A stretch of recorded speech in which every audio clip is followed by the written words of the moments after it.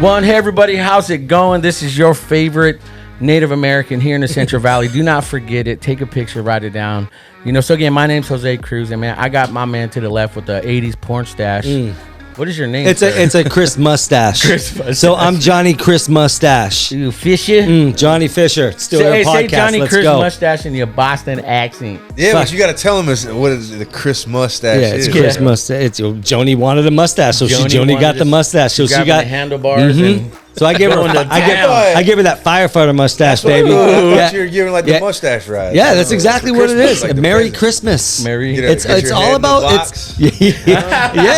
you know. It's like bing surprise. Yeah.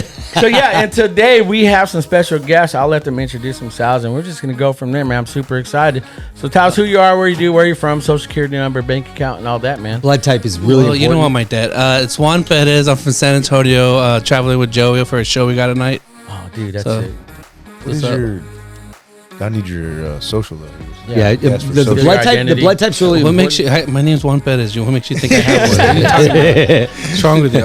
He said, "What is wrong with you, man?" He said, "You already asked me." But Juan Perez what though? It's like Juan Perez. Yeah, you're Spanish, bro. It's not Yeah, that simple, It's Juan bro. Antonio Perez. But I don't speak any Spanish, so I'm, Yeah, I'm you're that guy, freaking. dude. You're rolling though. Yeah. I'm like, When he says his name, yeah, it's Yeah. like He's got the accent. yeah, he practiced that. Yeah. Dude, there's this reporter here in town, and her name is Graciela Moreno. Yeah. Speaks no lick of Spanish, but every time she goes on there, hey, good evening. My name is Graciela Moreno. Yeah. Today news we had a fire. See, I It's grew like- up just like her, where we got yelled at as kids, Yeah. but like we didn't understand what it was. But we Now got you those know. R's Yeah. rolling. Like, Well, oh, yeah, when you shit. get a shoe thrown at What you, is it's that? R's rolling. It's like That's what it is. yeah. So yeah, that's her. pinches zapatos, man. I'm flying everywhere. But yeah, man. Let's get ready. So tell us who you are, what you do, and we'll go. from there. Joey. I don't know what to do with my hands. Just keep them wherever you want. I don't know what to do. Just keep them out of your pants. Just I've been trying to. Yeah. I'm wearing these gray sweatpants. No, Yes. Joey Leonard from Joey Leonard. Bremen, Georgia, Yes, let's go. and I'm here doing a show with Juan, Yeah. What is it? It's AKA what? One. Average Joey. Average Joe. Yeah, AKA it Average is Joey. Average Joey, man. But it's always weird saying that. Yeah. You know, people are like, "What's your? Who are you?" And you're like, "Well, Joey Leonard." Isn't that like a typical Average white Joey. dude name, like Yeah, Joey yeah, Leonard? Yeah, Joey Leonard's two first names. That's two first names. Yeah, you got a last name Joey for Leonard. or first name for a last name. Yeah. Yeah, if you put like that, if you were like on a fireman or something like that, and you put Joey Leonard on Yeah. there, they'd be like, all Leonard, right, we got one of those guys You know, I again. never really got made fun of for it like that, but a couple people did. I didn't know it was a first name. Mm-hmm. Yep. When somebody said Leonard and that was their first name, I'm like, your first name is the last name. I got Fisher Price a lot. Yeah. Oh, here comes Fisher Price. I'm like, let's fight. Surprise. Yeah, I get like that, like, because my name's Jose. Yeah. So everyone's like, "What's up, ho?" And they're just calling me ho. What? So like I have this thing now lots of where people like that, instead of dude. Jose, I spell my name Hoezay. So if we go to a restaurant, they're like, "Sir, what's your name? We get a reservation." Jose. How do you spell the Hoe? They're like, Zay. They're like, "Are you sure?" Yeah, it's my name. It's Jose Gunther Cruz. Oh, Like, wow. Gunther. Yeah, I always say Gunther everywhere. It's not my man. I have bad. to Oh, straight that's up- not your name? No, it's not. Damn it! I was like, I've known you for how long, and I'm just Yeah. finding this out now. No, I have, I like, could have been the- having so much fun with this. I have like the most Mexican name on earth because it's Jose Gregorio Manzano Cruz. Yeah. The most Paisa name, Oaxacan name out there. My dad decided to give me every Mexican name in the book. Yeah. But I go by Jose, and I'm actually trying to change that legally to Jose. I'm about that whole life, man. I call him Brose. Brose. I go, Jose. yeah. Jose, slow That sounds like Jose. a wine or something, Brose. Yeah. It's Brose, Yeah, dog. Brose. Dang. Yeah, I get Jose. a Y'all should lot. trademark that. Yeah. Yeah, That's right, people it's say TM. Jose a Get lot. that, Brose. Rose, eh? Yeah, get something for the podcast. Jose PH. No, so yeah, let's get into this, man. I know, like you guys said, you guys are here for a comedy show. You said you're from Texas and Georgia. Yeah. So let's kind of get into your guys' background as far as, and you guys can answer these questions off and on, and we can ad lib, however, man. But let's get into what made you guys want to get into stand up? You know, the good times, the hard times, the bad decisions.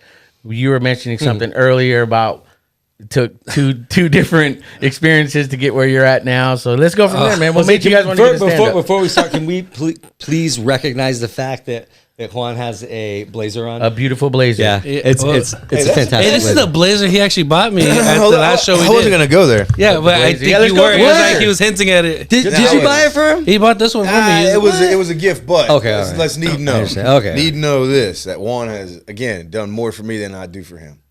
The blazer was. It's a kickback. It was, dude, 100%.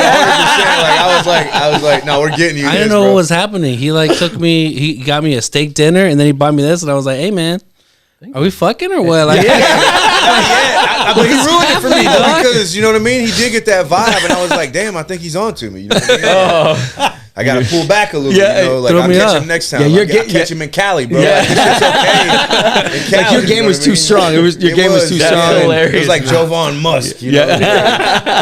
You put that Stenson on, huh? Yeah, he boy. was like, easy, bro. I was trying to get him the $1,000 one. He Yeah. was like, nah, bro, I don't want to wear that Armani shit. Yeah. I was like, come on, Juan. and he was like, what about the shoes? I was like, dude, my shoes are fine. Honestly, dude, he was like, I got to a point to where I was forcing this on him in the mall. You're gonna take Or a fucking were shoes. Going, I was like, hey. you're getting it. He was like, motherfucker, I like what I like, you know, like get the fuck off me, Joe. I'm gonna buy Jose some pants. Yeah, some pants. Hey, you gotta do something for you guys, man. You know, Something fun, you know? He's like I said, he always does shit for me. When I met him through another guy, doing That comedy. didn't sound right at all. Yeah, Hold on. It sounded exactly how it needed bro. to sound. it sounded like it needed to come out. Hey, this is my story. Let's Sounds like go. it should be coming out of your mouth with that mustache. You know what I mean? Yes. So how'd you meet Chris him? mustache. No, I was at I did a show out in San Antonio. Okay. And I'd asked the dude, I like to throw somebody up in the fire at the end of my shows. I'm not nobody special, but every now and then, like we have shows that there's a lot of people, sometimes there's no people, you know? Yeah. But all the time I like to be like, hey, I'll ask somebody else. I'll be like, hey, who's here that does comedy, you know? And then they'll be like, oh, this person or whoever. And I'll be like, all right, well, don't say nothing to them. Just make sure they stay until the end. Oh. And then like where most headliners get off, people leave the show, they leave, you know, it's done. I'm like, and hold on one second. We come to the stage. Oh, dang. Yeah, dude. Let me tell you from my perspective what happened. So I get there and I help produce some shows with a friend of mine that's there. He had a show for Average Joey. Never met him before. I just know he was gonna be on a show, so I added him the day before on Facebook, and he's just like, he accepted whatever. And then the next day I get there late because I was doing some stuff, and I got there, so they're already setting up. So I'm like, I'm not even gonna get on the show. So I just started helping with seat people for the show, and so I'm there at the front. Just bringing people in, just walking them into their seats and stuff. And then, you know, I go to the back just to kind of see all the comedians and stuff. There's like 5 people on the show, and I'm just like, yeah, I'm definitely not getting on. Oh, well. And so, like, I'm just there, just chilling, and I'm just watching the acts, and some of them were going not great. And and then the rest of them started picking it up. So it wasn't great, but I'm sitting there, and then he's just like, yo, we got another comedian coming. I was like, word? I was like, I don't see. I look over, I'm like, where's this other comedian though? I just met everybody. Spotlight. I'm like, there's somebody else here? And he's just like, yeah, guys, give it up for Juan. And I'm like, there's another Juan here? Like, I literally was sitting on the corner of the stage. I was like, give it up for Juan. And we're in Texas, people looking around like, Juan, what the fuck, man? Like, So I'm like looking around like, It's there's real popular another name. It's Juan real popular here? name. And he's a comedian? What? And he's like, no, you fool. And I was like, oh, shit. And I ran up on stage. And I was like, what the fuck? And then he did it. He did it. Did you kill That's it, awesome. man? Yeah, he did good. He did great. That's why, I mean, I'm not trying to speak for him. He was talking, but I'm going to cut him off right there. Yeah. I do that to him. He did good. Does that a lot. And That's I good. was automatically, see, I the way I came into comedy, not that you even asked that, but I came in like I kind of got backdoored in, you know. Okay. I'm just playing. Yes. But no, I had a buddy that was already popped off, you know, and he was about to start doing it. I started like a week before technically or whatever, but we were starting it, you know, at the same time pretty much, and we were both doing online stuff, and he was already booming. And he was like, I'm gonna start. He was like, you just jump on with me. And so where most people have to go and put in like hella work, all the work. I just kept riding with this dude. So I'm like riding this dude's coattail, low key. Oh, that's rad. But he's let me, you know what I mean. And I obviously ended up fucking that up later. But we'll talk about that. But another bad. I just went over my time. I said, no, no, in the game you don't do that, you know. But I did it a few times, I guess. Too many, or whatever. But But I would get into these situations where I'm playing clubs, like in places and stuff like that, and then I would get like hella people come to the show, and I'm like, I'm a comedian now, man, you know. And then we'll set up a show in Texas or wherever the hell or whatever place, and we did that one show, and then I threw him up there. He did good, dude, and it wasn't a lot of people. Like, we didn't have a big show. It was like the opposite. I just left Bristol with like 90 or 100 or something. It's not a huge show, but for me, I'm a nobody, right? Quote unquote, that's a lot of people. And then you leave there and you go San Antonio. We had like 30. 30. It was like it was this big ass concert venue, dude. Like that people go and play. It was like big ass space, right? Yeah. And we're up on stage, lights, camera, action, the whole shit, bro. And like 30 people, and we got them. So we're like, got them to the front. You know what I mean? We're taking pictures from the right angle. We're like, fucking packed house tonight. You know what I mean? Packed house tonight. Make it look like there's mad people there. Hilarious. But he rode through that shit like, and see, I you know, I'm not in anybody important, but I do try to adhere to people that people say this term. They'll be like, oh, he's a real person, or he's cool, or he's whatever. But like for me, it's a total vibe. Like you're like. Small adversities, nobody coming to your show, that really sets a different pace in your mind of how you're going to interact. Not me. I make sure it ain't. Same always. Yeah, and I fuck with people that are the same always. And homeboy don't crack under pressure. Don't do it tonight. I'm just saying. Yeah. But yeah, he don't crack under pressure. So he's been doing it the same time as me, and it was just a good meeting him. You know how the university sends you people, and he does his own thing. I'm not trying to like claim him. You know, yet. Claim him. Yeah. Well, you didn't buy Blazers or no shit. You know, I done told him, bro. I said, one day, bro, I'm gonna buy you way more than that, bro. I'm gonna buy you a house, motherfucker. That's awesome, man. I could be like, yo, bro, throw this flyer together or do whatever. And it ain't like he's doing bitch work. He actually does the work, and it's like, and he does it good. And I'll be like, damn. Yeah. Like I know what it takes to make those little fuckers, and I'm like, damn, boy, did But some people are like mad fast with that kind of stuff. You know what I mean? Yeah. They're really good at. He's good. Dude, but I literally learned that stuff. Not even 2 years ago when I started. When I started comedy, like that's how I developed. I was getting taught all this stuff from like somebody like that's been doing it for like 15 years, and then I just started noticing what people needed and what they were doing. So then I had to start learning it. So then that's how I started throwing things together. Like, oh, they need flyers. All right, well, how do you? All right, there's an app for that, and then start learning how to do it and throw your own little thing on it. Yep. You just have to put the info: who, what, where, when, and why. The comedy is easy to do if like you work on the craft and if you're just available and you're busy. Because like a lot of comedians are lazy sometimes, but it's just part of it. But if you're working and then you're just there all the time and you're available, dude, you could do like almost anything. You get on random shows that somebody sees you and they're like, yes, and it's just it elevates you fast. Yeah. Yeah, he's been on a few shows with me. Now how like let's get back to like what made you guys want to just get into stand up? I mean, go ahead, man. For you, I don't know. I mean, it's around the same time. We got the same timeline in the game, pretty much. Like, I think how long you been doing it? I've been doing it for a little bit. 2 years, about the same time. I thought I was doing it for 3 years. I was like, I've been doing it for 3 years, and then I saw like a Facebook notification go. I was like, God damn, it's only been 2 years. That's not at the gym, bro. I'm like, damn, I feel like a fucking liar. 150 days, bro. I go to them the other day. I was like, hey man, I think I need to check on my membership, bro. Like, if I expire, I only bought 3 months. And he was like, you're good until like January 28th, bro. Oh my God. I was like, damn, I tried to just do the math real quick. I'm doing a little bicep curl and making sure nobody can see me. Damn, I've only been here like 54 days. What'd you guys do before stand up? Construction for me, man. Yeah? Yeah. Construction. I had all kinds of jobs, man. Yeah, whatever. Getting by. Most comedians, you'll find out, like, unless they're, I mean, there's ones and twos, but the majority, it's a stereotype, but they all come from like just hard living. Most of them hard living. That's where you get the good stories, though, man. You know, you get good stories from dirt. You know, see, I was doing fraud analyst for banking, so I'm probably not that hard. Hold on, I ain't saying like I'm not talking about like fucking building steel buildings and fucking. I also did the oil field, so I'm talking about hard living in your brain. You know. Yeah. Not everybody's stable. You know, people like to claim they are, like to put certain clothes on and that certain smile, but you know, you toughest motherfuckers.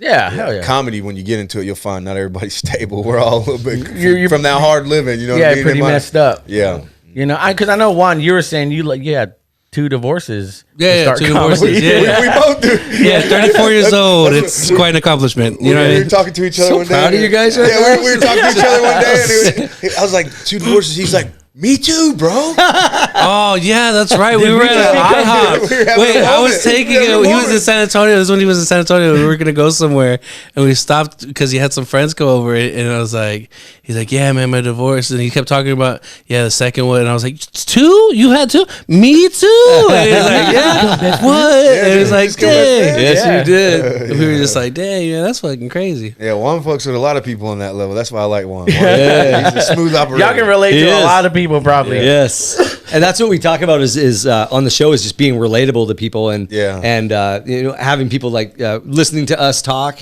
or whatever they can relate to it and apply it to their whatever to their everyday life. Yeah, we get really serious, real. Sometimes. Yeah. I like to take it there whenever I do my podcast. It just depends. Natural, smooth podcast. Some people just they try to. This shit gets. Everybody try to do like Joe Rogan or. Now, they ain't dissing the guy. I love that guy. Fucking great. Big fan. Obviously, right? Fucking the king dingling of the shit. But you try to emulate it. But all you're doing is having a conversation. And the best conversations, that's why I seen you say, hey, roll this shit.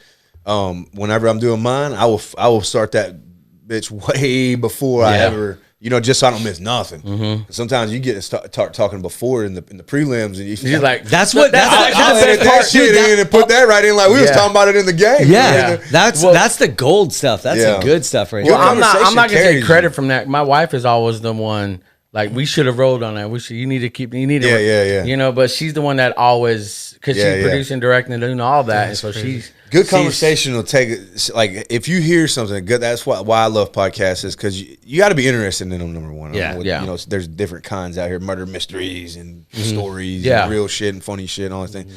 But like, if you hear something in your life, many times am I like this. I'm flammable. You know what I mean? So if somebody like lights me, I'll go. You know what I'm saying? I like that. And when I hear good shit, and it may not even been anticipated by you, you didn't even mean that natural flow of shit. Somebody catches it and they're like, and then they just take it. They don't even say nothing. They just take it and run with it. And then it's a part of them. I got so many things in my life, from sayings to actual actions that people did in front of me that I didn't say nothing. I just adopted it. It's mine now. And then I roll with it. You know what I mean? I've been doing it. I totally understand that. So good conversation will carry a motherfucker that really needs it. That's why I try to take them deep and dark. Like, weird. Not dark, but deep. Yeah. Well, that's what we do here, man. We get deep, man, because, again, we were talking outside earlier, because I'm just recovering from COVID pneumonia, bacterial pneumonia. Yeah, we were just talking about that outside. And, dude, I freaking died, man. I was gone. I don't know if I wasn't long, but they brought me back. I thought I just passed out. Yeah. But they were standing. How old are you? 40. 40. And then how long ago was that? August, you said? Yeah, back in August. And then what have you done your whole life before that?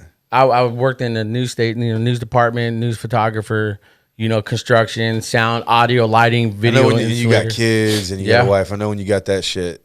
That was your moment where you're like, damn, I might die. Yeah, from this shit right here. And so when you make it through, twice. Yeah, twice. Yeah, I think one of the biggest things that Jose that he said that like really hit me, and it didn't hit me, I think, when we were recording, but when you said you had to sit your kids down before you went back the second time to the hospital, you had to sit them down and say, I'm not coming back. These are conversations that a lot of people are having because of this stuff now too. And it gives me chicken skin. Wait, you told them you weren't coming back, or you said you might not? Well, there's a big chance I'm not coming back. Oh shit! I'm gonna die again. That's tough, man. They found out. And my wife, how old are they? They're 15, 14, and 12. Oof. Yeah, and they're fully aware. So they grasp it. Damn. And they're like adults. They're like more mature than any one of us. Yeah, no doubt. But I found out. My wife never found out that I passed away until I was released the second time, because I didn't want to tell her, because she's home by herself. And they can't. They're not letting people in the hospital. Yeah. So when she found out, I was shooting a one-on-one podcast with just myself, letting everybody know an update. And when she heard that, she's like, popped her head out around the corner. God. She's like, I'm hearing this for the first time. And the reason why I didn't tell her, because I knew when I had strength, because I couldn't wipe my ass, I couldn't take a shower, I couldn't just move over without losing all the oxygen in my body, my lungs. That shit is fuck. It's crazy, man. It just destroyed my whole body. And when I finally had the strength to talk, because I had my oxygen tank on with me, while I was shooting, and I'll show you guys a clip of it after we do this. But it was like the first time she heard it. I wanted to make sure all my thoughts, you know, all my words were raw, man, and nothing like premeditated. It was just like boom. Yeah, I love raw thoughts. Yeah, I mean, raw thoughts. And so we have these conversations off and on the camera all the time, you know. And so my getaway, you know, because I don't want to make this all about me, man. What are you talking about? It's your podcast. Yeah. It's about you, brother. Let's talk about it. Like we said, this is part one. We'll be here. Of the ones and Jose's. You know, so I don't know. Because one thing, my getaway was always I do watch Joe Rogan, Brendan Schaub, you know, Dave Chappelle, all these guys, man. You know, got like comedy. You know, let me ask you guys. You know, who do you guys like as comedians that are out there, man? They're like big right dogs. now, I'm stuck on Shane Gillis, man. I think the dude is incredible comedian, man. I don't know. You know, I'm not trying to nut ride that dude. I don't know him personally or anything, but like I dabble in. Like I watched Ralphie May stand up on the way here. I've watched it 100 times. The only reason I like to watch it because I like. You know, you try to find your spot in comedy. Like you just named 3 people that all have different like elements and existence and the whole game, and they came from a regular life and went to something that brought them there. But always they had that comedy. Dave Chappelle's done comedy his whole life. That's it. Joe Rogan did other things, but he's always a comedian. That's why he ended up in stand up mostly, and then all these other people end up there, and that's why I like the journey of it. But finding out the difference of delivery, and Ralphie May would be like, he took like racial comedy like way far, and his past was that he was a big dude, right? And I just sit and dissect that stuff because I try to find myself up there whenever I'm doing my comedy because I don't try to mimic nobody. I don't try to do nothing. I try to. It's just my space to tell a funny story because that's why I tell these funny stories around people and they'll be like, "Oh, you should do some stand up or something." And I'm like, I hear that shit my whole life, and I'm like, and you know, you get more fun. You be at a party or something like that. And I ain't the only person that does this. Most comedians are like the class clown or. Did whatever. That's what I was going to ask you guys. I did. I got class clown, and for sure I did. And I know a few other comedians that definitely did in their little yearbook picture and shit. Yeah. Always trying to do that kind of stuff. Be at parties. Have 40, 50, 60 people. When I was in the Army, they'd be like, Leonard, get up here and tell some jokes. And I would just ring off stupid shit that I would hear by my grandpa, but it was the art of it. Watching these people laugh and shit, you know, having a good-ass time when shit's fucked up, you know. Yeah. And then so Ralphie May, for me, is one of my all-time favorite comedians. Because he doesn't never tell a story. He hits you with this shit, bro. It's like, it may be a story, but it's like attached to 9 other things that he's going to call back on and bring back around, and you'll be like, "Holy shit!" And he says it. So many tags. So many tags. Yeah. Shane Gillis, he does a good job at that too, and staying on point. Yeah. And at the same time, like coming back, circling back to the tag that he had in the beginning. You know what I mean? I like Tim Dillon. I like Tim Dillon a lot. I like obviously Bill Burr. I mean, I didn't say Bill Burr sure. because he's in his It's own obvious. league. Yeah, 100%. But people that are actively working, like, I mean, I know they're famous, but I can see them working. I know what they're doing. Shane Gillis for sure. I like a Mark Norman. Yeah, Mark Norman. Because I can't do that. I can't do that comedy. He's in a league. Yeah. His comedy is like short little bits, and it's like by the end of his set, like an hour set, he's gone through like I don't know, like 800 jokes or something, man. crazy. It's just like, it's so how do you impressive. remember that, dude? Yeah, impressive. How do you remember that? That's Because the mine point. are stories too, and it's like, and I make them into jokes, and it's like those are my stories, so I know them. But that dude just boom, boom, boom, popping stuff off. I'm like, ooh, real quick that you're gonna remember, and it's gonna come. I just did a show with her. Her name's Ashley Henderson. I did a show with her in Minnesota. She is fucking funny, dude. Beast.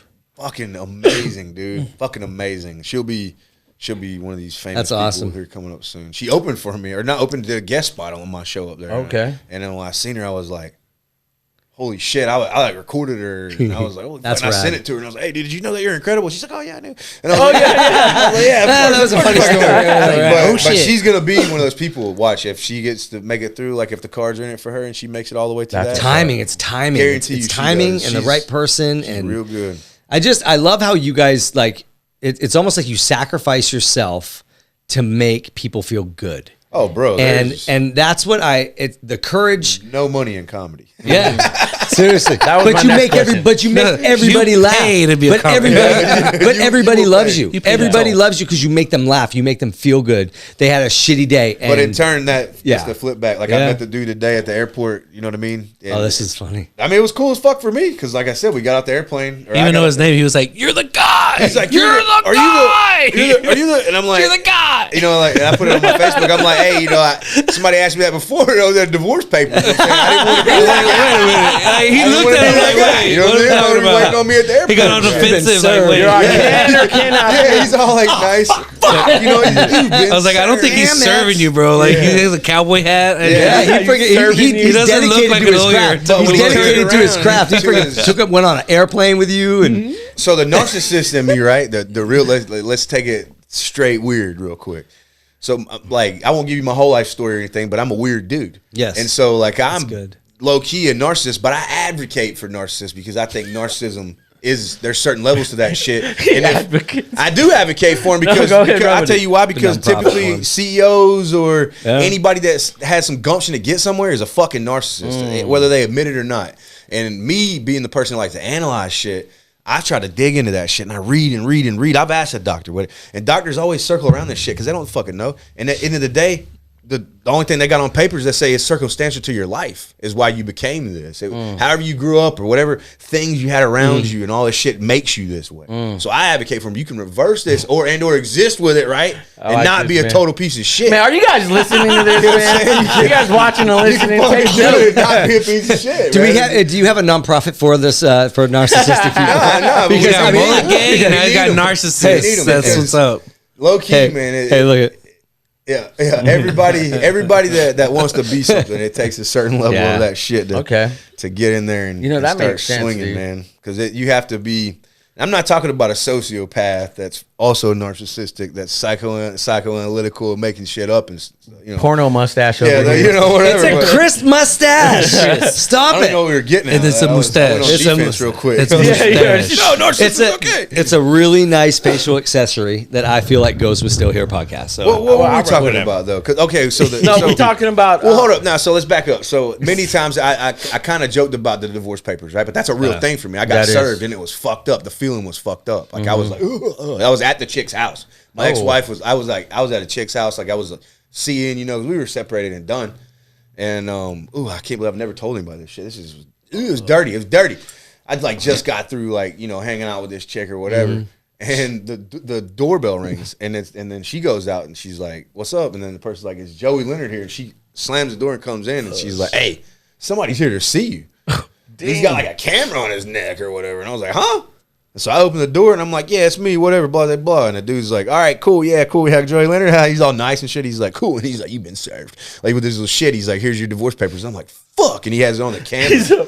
He sends it to my damn ex-wife, bro. I'm all arguing with her and shit. She like sends me the clip and it's my dumb ass opening the door and shit. You know what I'm saying? "Hey, I'm Joey. You want to talk to me?" And they're like, "Yeah, you stupid fucker, your divorce papers." And I'm like, "Ooh."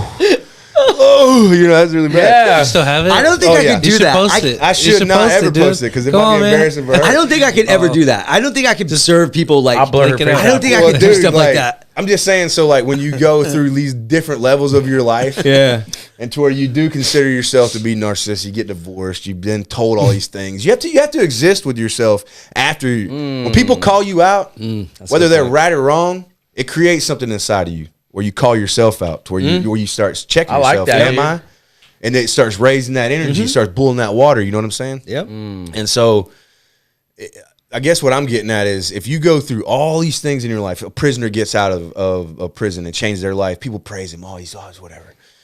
Do what I mean, saying there's so many different levels to it, but you go for comedy, like to make people laugh organically. Didn't even try. Like I never would have ever thought in a million years to get off the plane and the dude would have been like, "Are you the?" But it's happened a lot to me now, funny, dude. and so I'm like, Oh, on the airport here, some lady just kept staring. Mulligan, yeah, She's like, Mulligan. Yeah, so- He's got one too. She had a baby. Well, he's got one too. Right, And he had no his, way. Yeah, no Mulligan doubt. stuff on. when That's that awesome. shit starts to happen, I was like, that narcissism kicks in. And you're like, oh, but at the same time, it's an opportunity, Right. to not play on it and to be a little bit more humble. So, I guess with that long ass shit I was just trying to talk about was basically I got more out of dude taking the picture with me than he did me, because he was like, "Oh, dude, you made my day. It's my birthday. All this shit." I posted him up on my thing, but like at the end of the day, I sat back in the back of the plane the whole time. I told you I paid for fucking Wi-Fi just so I could find the dude and tag him up. You know what I'm saying? I was trying to find the dude, and tag him up, bro. You made my fucking day. Oh boy, shit! I'm on my way to a show, baby. You know what I'm saying? Because I know back at home right now, shit's fucked up. You know what I'm saying? I'm behind on the bills. I'm this. I'm this.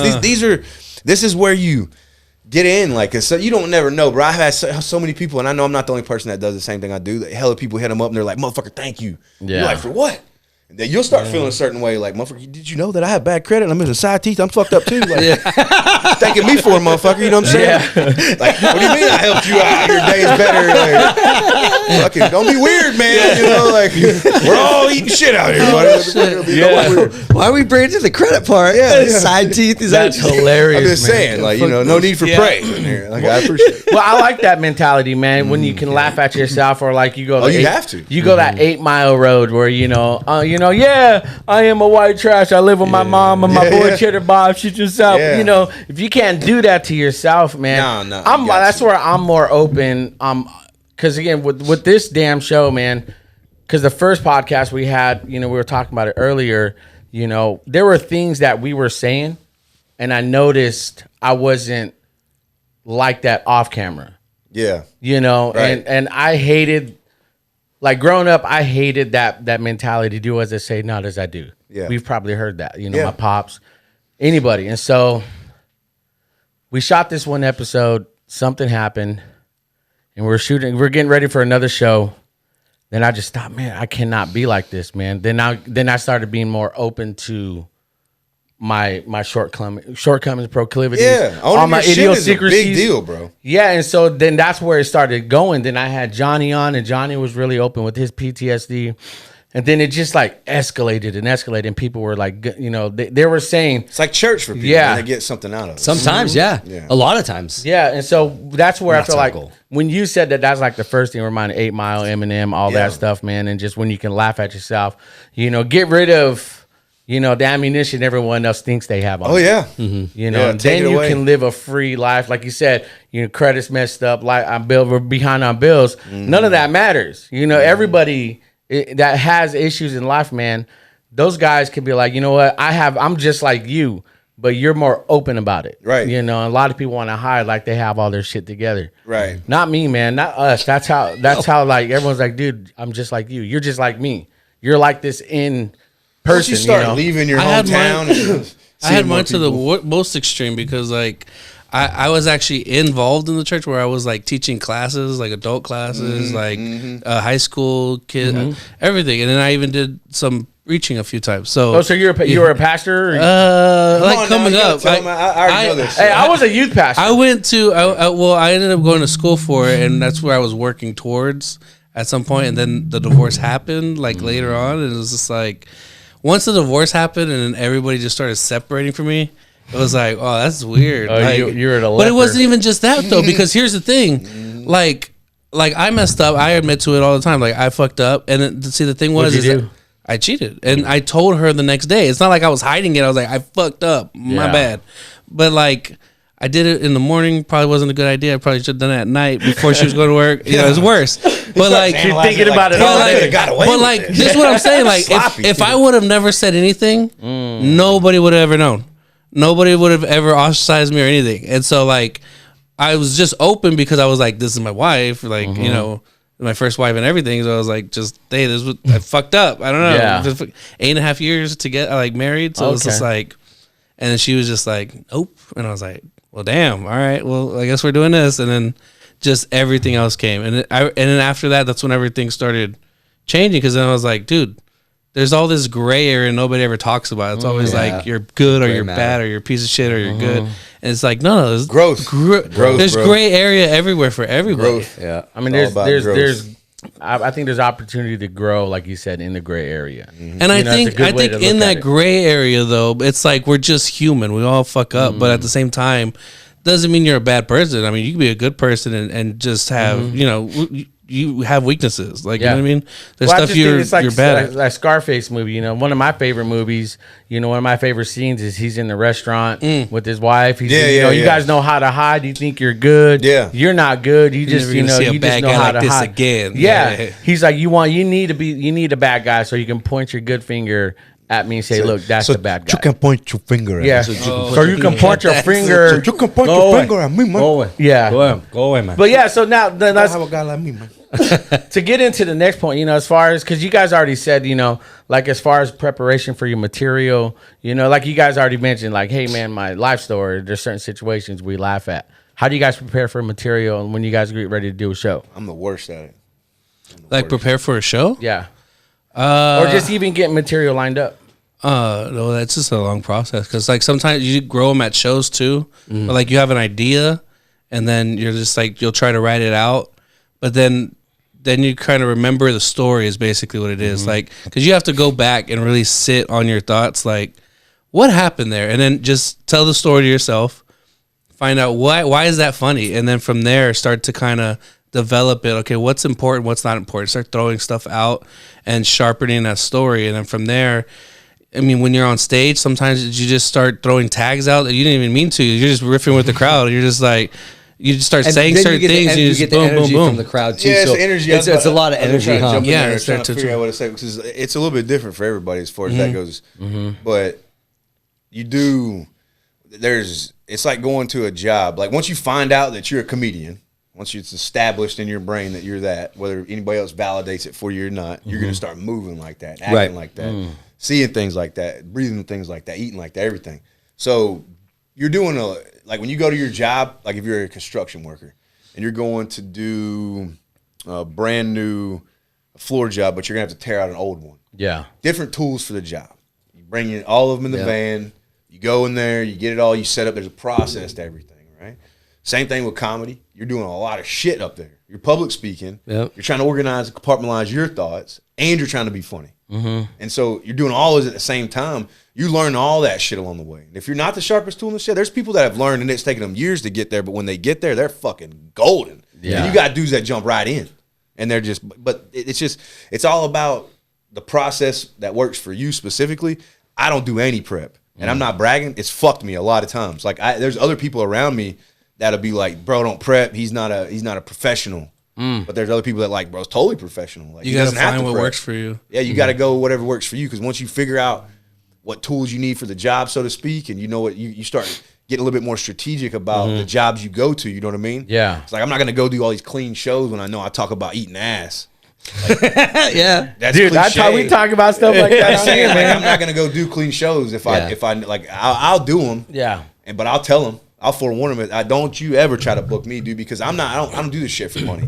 I'm not out here trying to be like the next Dave Chappelle or the next guy. Not saying he did it for money because that's obviously why he's successful in my opinion because he probably didn't. He's truly funny, but I don't try to do it like that. So like I don't know. I feel like when you write and do different stuff, it has to be specific to you. Because you're the dude that's selling it up there. Like, no, your favorite comedian, you know who he is. You know about him because he got up there and he gutted himself in a way, and he told you everything about him and all these funny stories in his life that you could relate to. Yeah. And then now you're like, I know this guy. Well, when I write, I try to see, I don't write. I'll freaking give myself little taglines, me specifically. Like, if we're sitting around and we're having a good fucking time and I say something and I get on a roll because I know that I'm on a roll and what he's talking about when you're doing it in front of people because you're there and you don't get a lot of these opportunities. When you do a show, that's not an open mic. Open mics even only happen a certain amount of nights a week, right? Yeah. And then you only get certain time. All this other shit is you got to do around your friends or you got to practice in the mirror. Yeah. So I make sure I maximize on my Facebook. I'll post shit all the time and wait for fucking people. If they hate it, I fucking delete it. If they like it, I analyze it, see what could be better. I might still delete it and put it up on stage, whatever. But do it as much as you can. But use those raw, give them organic interactions where people are laughing their fucking ass off.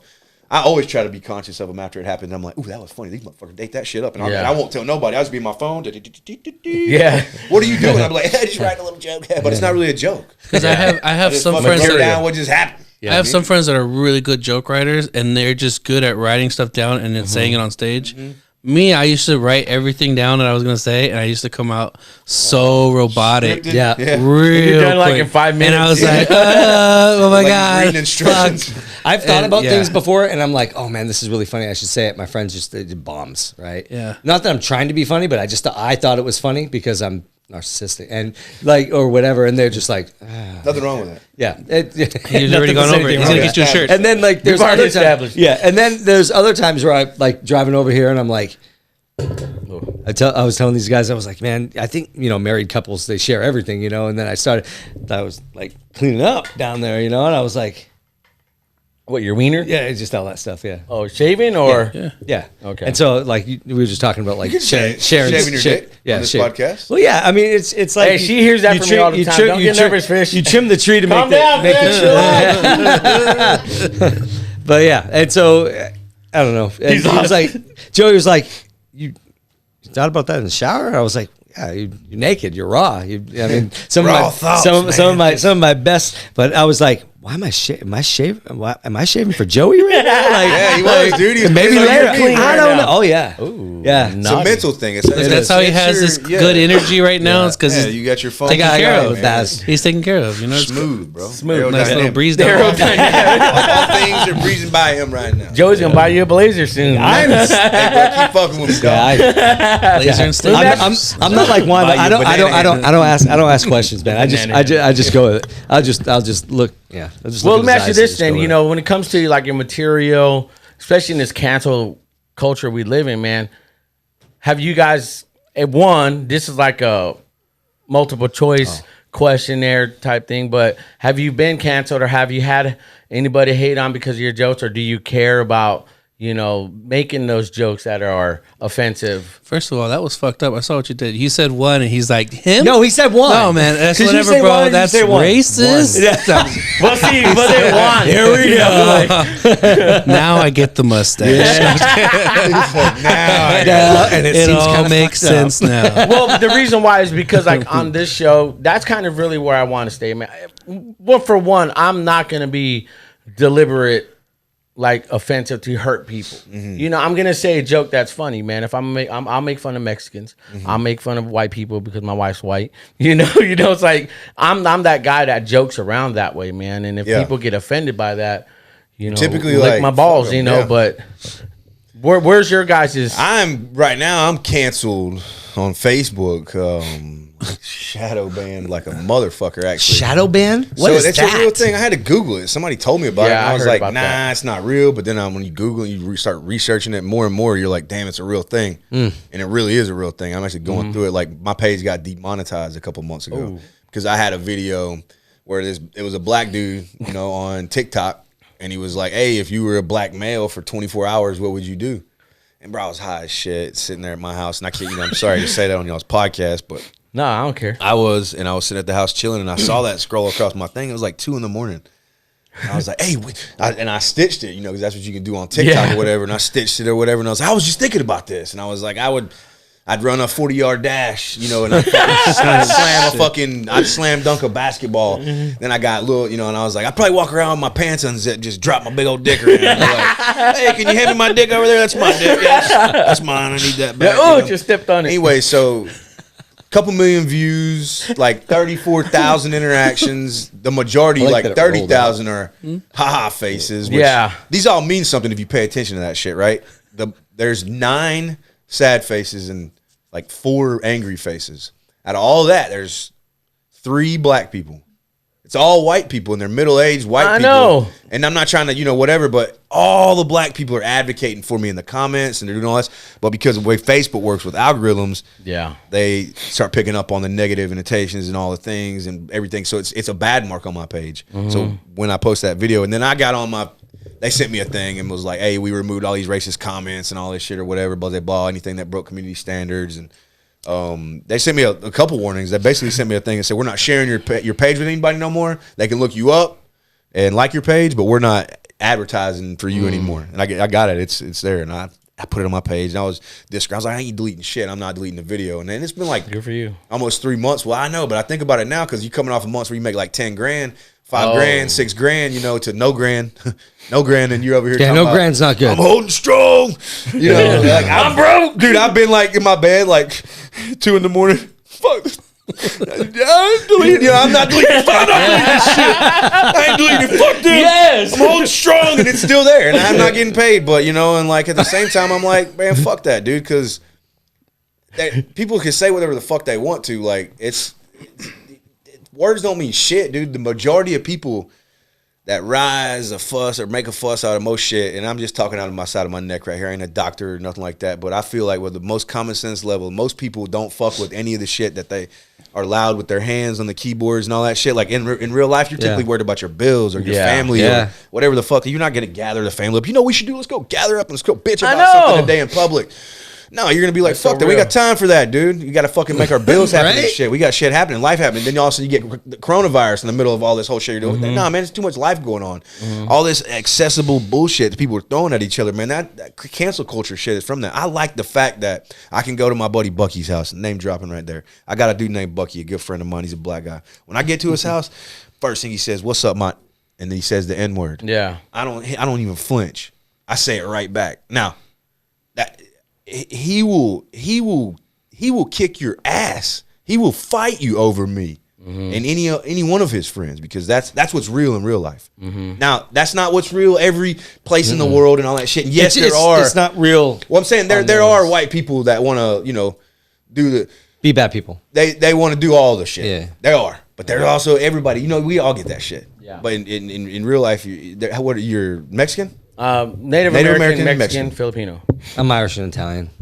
I don't know. I from work El off Paso? Caucasian. I'm Irish and Italian also. I'm Irish and Italian also, but I'm more Irish than I'm Italian, right? And so, what are you? German. Yeah. Ain't nobody in this fucking room giving a fuck about what anybody's doing. We're on the same accord right now. Yeah. And that's what's real in real life. Yeah. And so I keep that mentality when I go and tell my jokes and all that stuff. I used to worry about that shit getting canceled and stuff like that because I'm coming in hot. You know what I mean? Like at one point, they shut my shit down right after I came off of a month getting 50,000 followers organically. That's a big deal on Facebook. Yes, it is. Because imagine trying to get 100. I got 50,000 in 1 month and ain't do a fucking thing. I just had like 4 videos get past like 12 million or 8 million or 6 million. And it's just me being stupid myself. And then, but I hate to be so crazy, but like I believe in God, like a higher power, so to speak, right? So whenever I started conflicting about what's happening, and I want to bitch about it, man, what the fuck is going on my page? I'm like, bro, you know, God's probably got you on some other shit right now. That's it. You know, he's steering you in a different direction. So that's where you got to sit back. I don't worry about cancel culture, man. Fuck cancel culture. Let's go. Yeah, that's what I'm talking about. Any day of the week, they can look back on my page, and be like, bro said the N word, bro did this, bro did that, bro did this, bro. I'll be like, and suck my dick. Yeah, that's how I'll be. Like, bro, it's all about growth. Life is about growth, bro. You talk about some shit I did yesterday, well, fuck you. If it don't have nothing to do with today, then that's awesome. Suck on my dick. Yeah, the tip, whatever. Yeah. That's awesome. And if it does, then it's valid. But if it don't, then it's invalid. Yeah, I don't let it affect the set. Like if I have a set and I have a thing that I'm doing, if I have the joke, I'm just gonna do the joke. Right. Like As you I don't. You'll learn.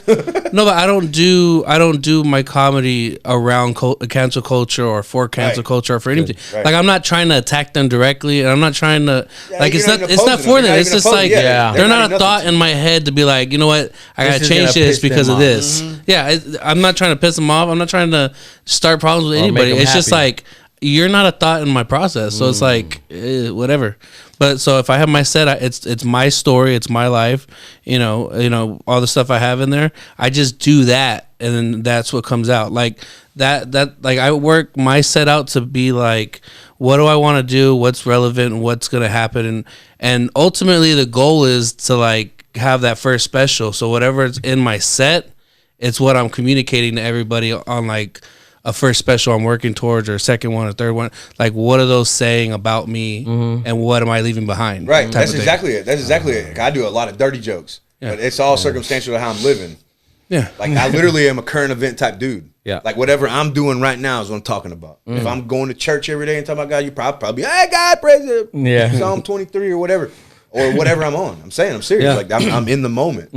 And I agree. I just agree with that 100%. Like that's the exact way it is right there. You gotta comedy's a weird game to be in if knowing that the other people can cancel you nowadays. You know? That's so wrong. It is wrong. It's because so wrong. I like comedy to look at like he said, Ralphie May, because I always think Pryor. what would Eddie Murphy. Dude, I think about Patrice O'Neal and Ralphie May, those two specifically, because like they died from like their weight problem and stuff. But imagine, because those two were like really raw. Dude, in 2015, imagine them right now. Yeah. Like, Yeah. dude, imagine On a them special- now. Just Ooh. I was just like, dude, I wonder what they'd be saying right now. Oh, they'd Like, be going in on it, man. Dude, they wouldn't give a fuck. But at the Yeah. same time, if somebody's They gonna would try to change come the to them, game. they're like, all right, well, they would change the game. You can't cancel some, like they try to cancel Dave Chappelle right now. Yeah. This is all just opinions we're floating around in here right now, right? And it's still their opinion too. But you can't cancel Dave Chappelle because Dave Chappelle comes in hot, not with his material. He comes in,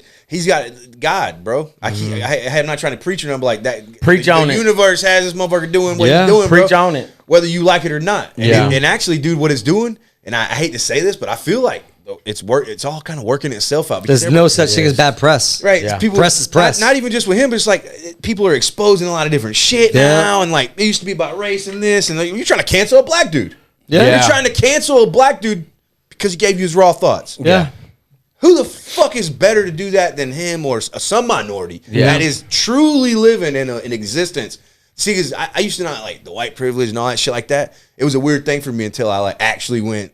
I'm not trying to advocate for either side right now. I'm just telling you I've experienced both sides of that. Is what I'm telling you. Same. And so for a dude that doesn't get any of that privilege or shit like that, he's living his whole fucking life. Yeah, he's rich. Yeah, he's fucking rich, but He he's worked still for that, fucking. man. He's still fucking black. freaking If grinding. if you didn't know who he was, you'd be like, it's a black dude. Yeah. And if you were wired a certain way, he's still gonna get the same treatment. I don't give a fuck if he's rich. There's tons of rich people, but the dude his existence is here for like all of us. You know what I he's mean? been doing comedy since he was 14. Since he was fucking 14, Yeah. going to clubs, bro. Yeah. The universe was like, this is what 14. you're going to be doing. Yeah. Well, That's what why he's cancel this operating guy. on such a different level from everybody else right Yeah. now. Like everybody's like, he's not funny anymore. It's like the things he's saying, Bro, that dude is so funny. No, but there's been people that have just like, he's not as funny as he used to be. It's like graduating to different he's levels. doing like, if you watch what he's saying and Graduating to different doing, levels, yeah. every point he hit, it's like a Lenny Bruce type of thing where it's just like Yeah. it's Yeah. like transcended go. comedy kind of, because it's like It's good. He's talking about actual things that are hitting like on all different like levels. Like Yeah.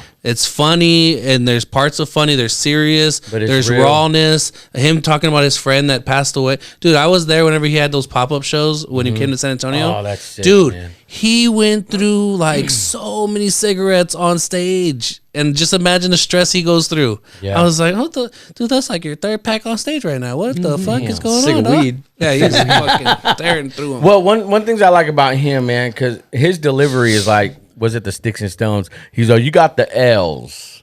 You know, he goes through the L's, the B's, the G, you know, all that, you know, and it's not like so direct and it's offensive. It's just like he gives his take on what he feel the problem is. And I feel like the problem is, like you said, I have a lot, because I was like here in Fresno, man, there's the west side, there's the east side. West side is a lot of black folks hang out, Crips, Diamonds.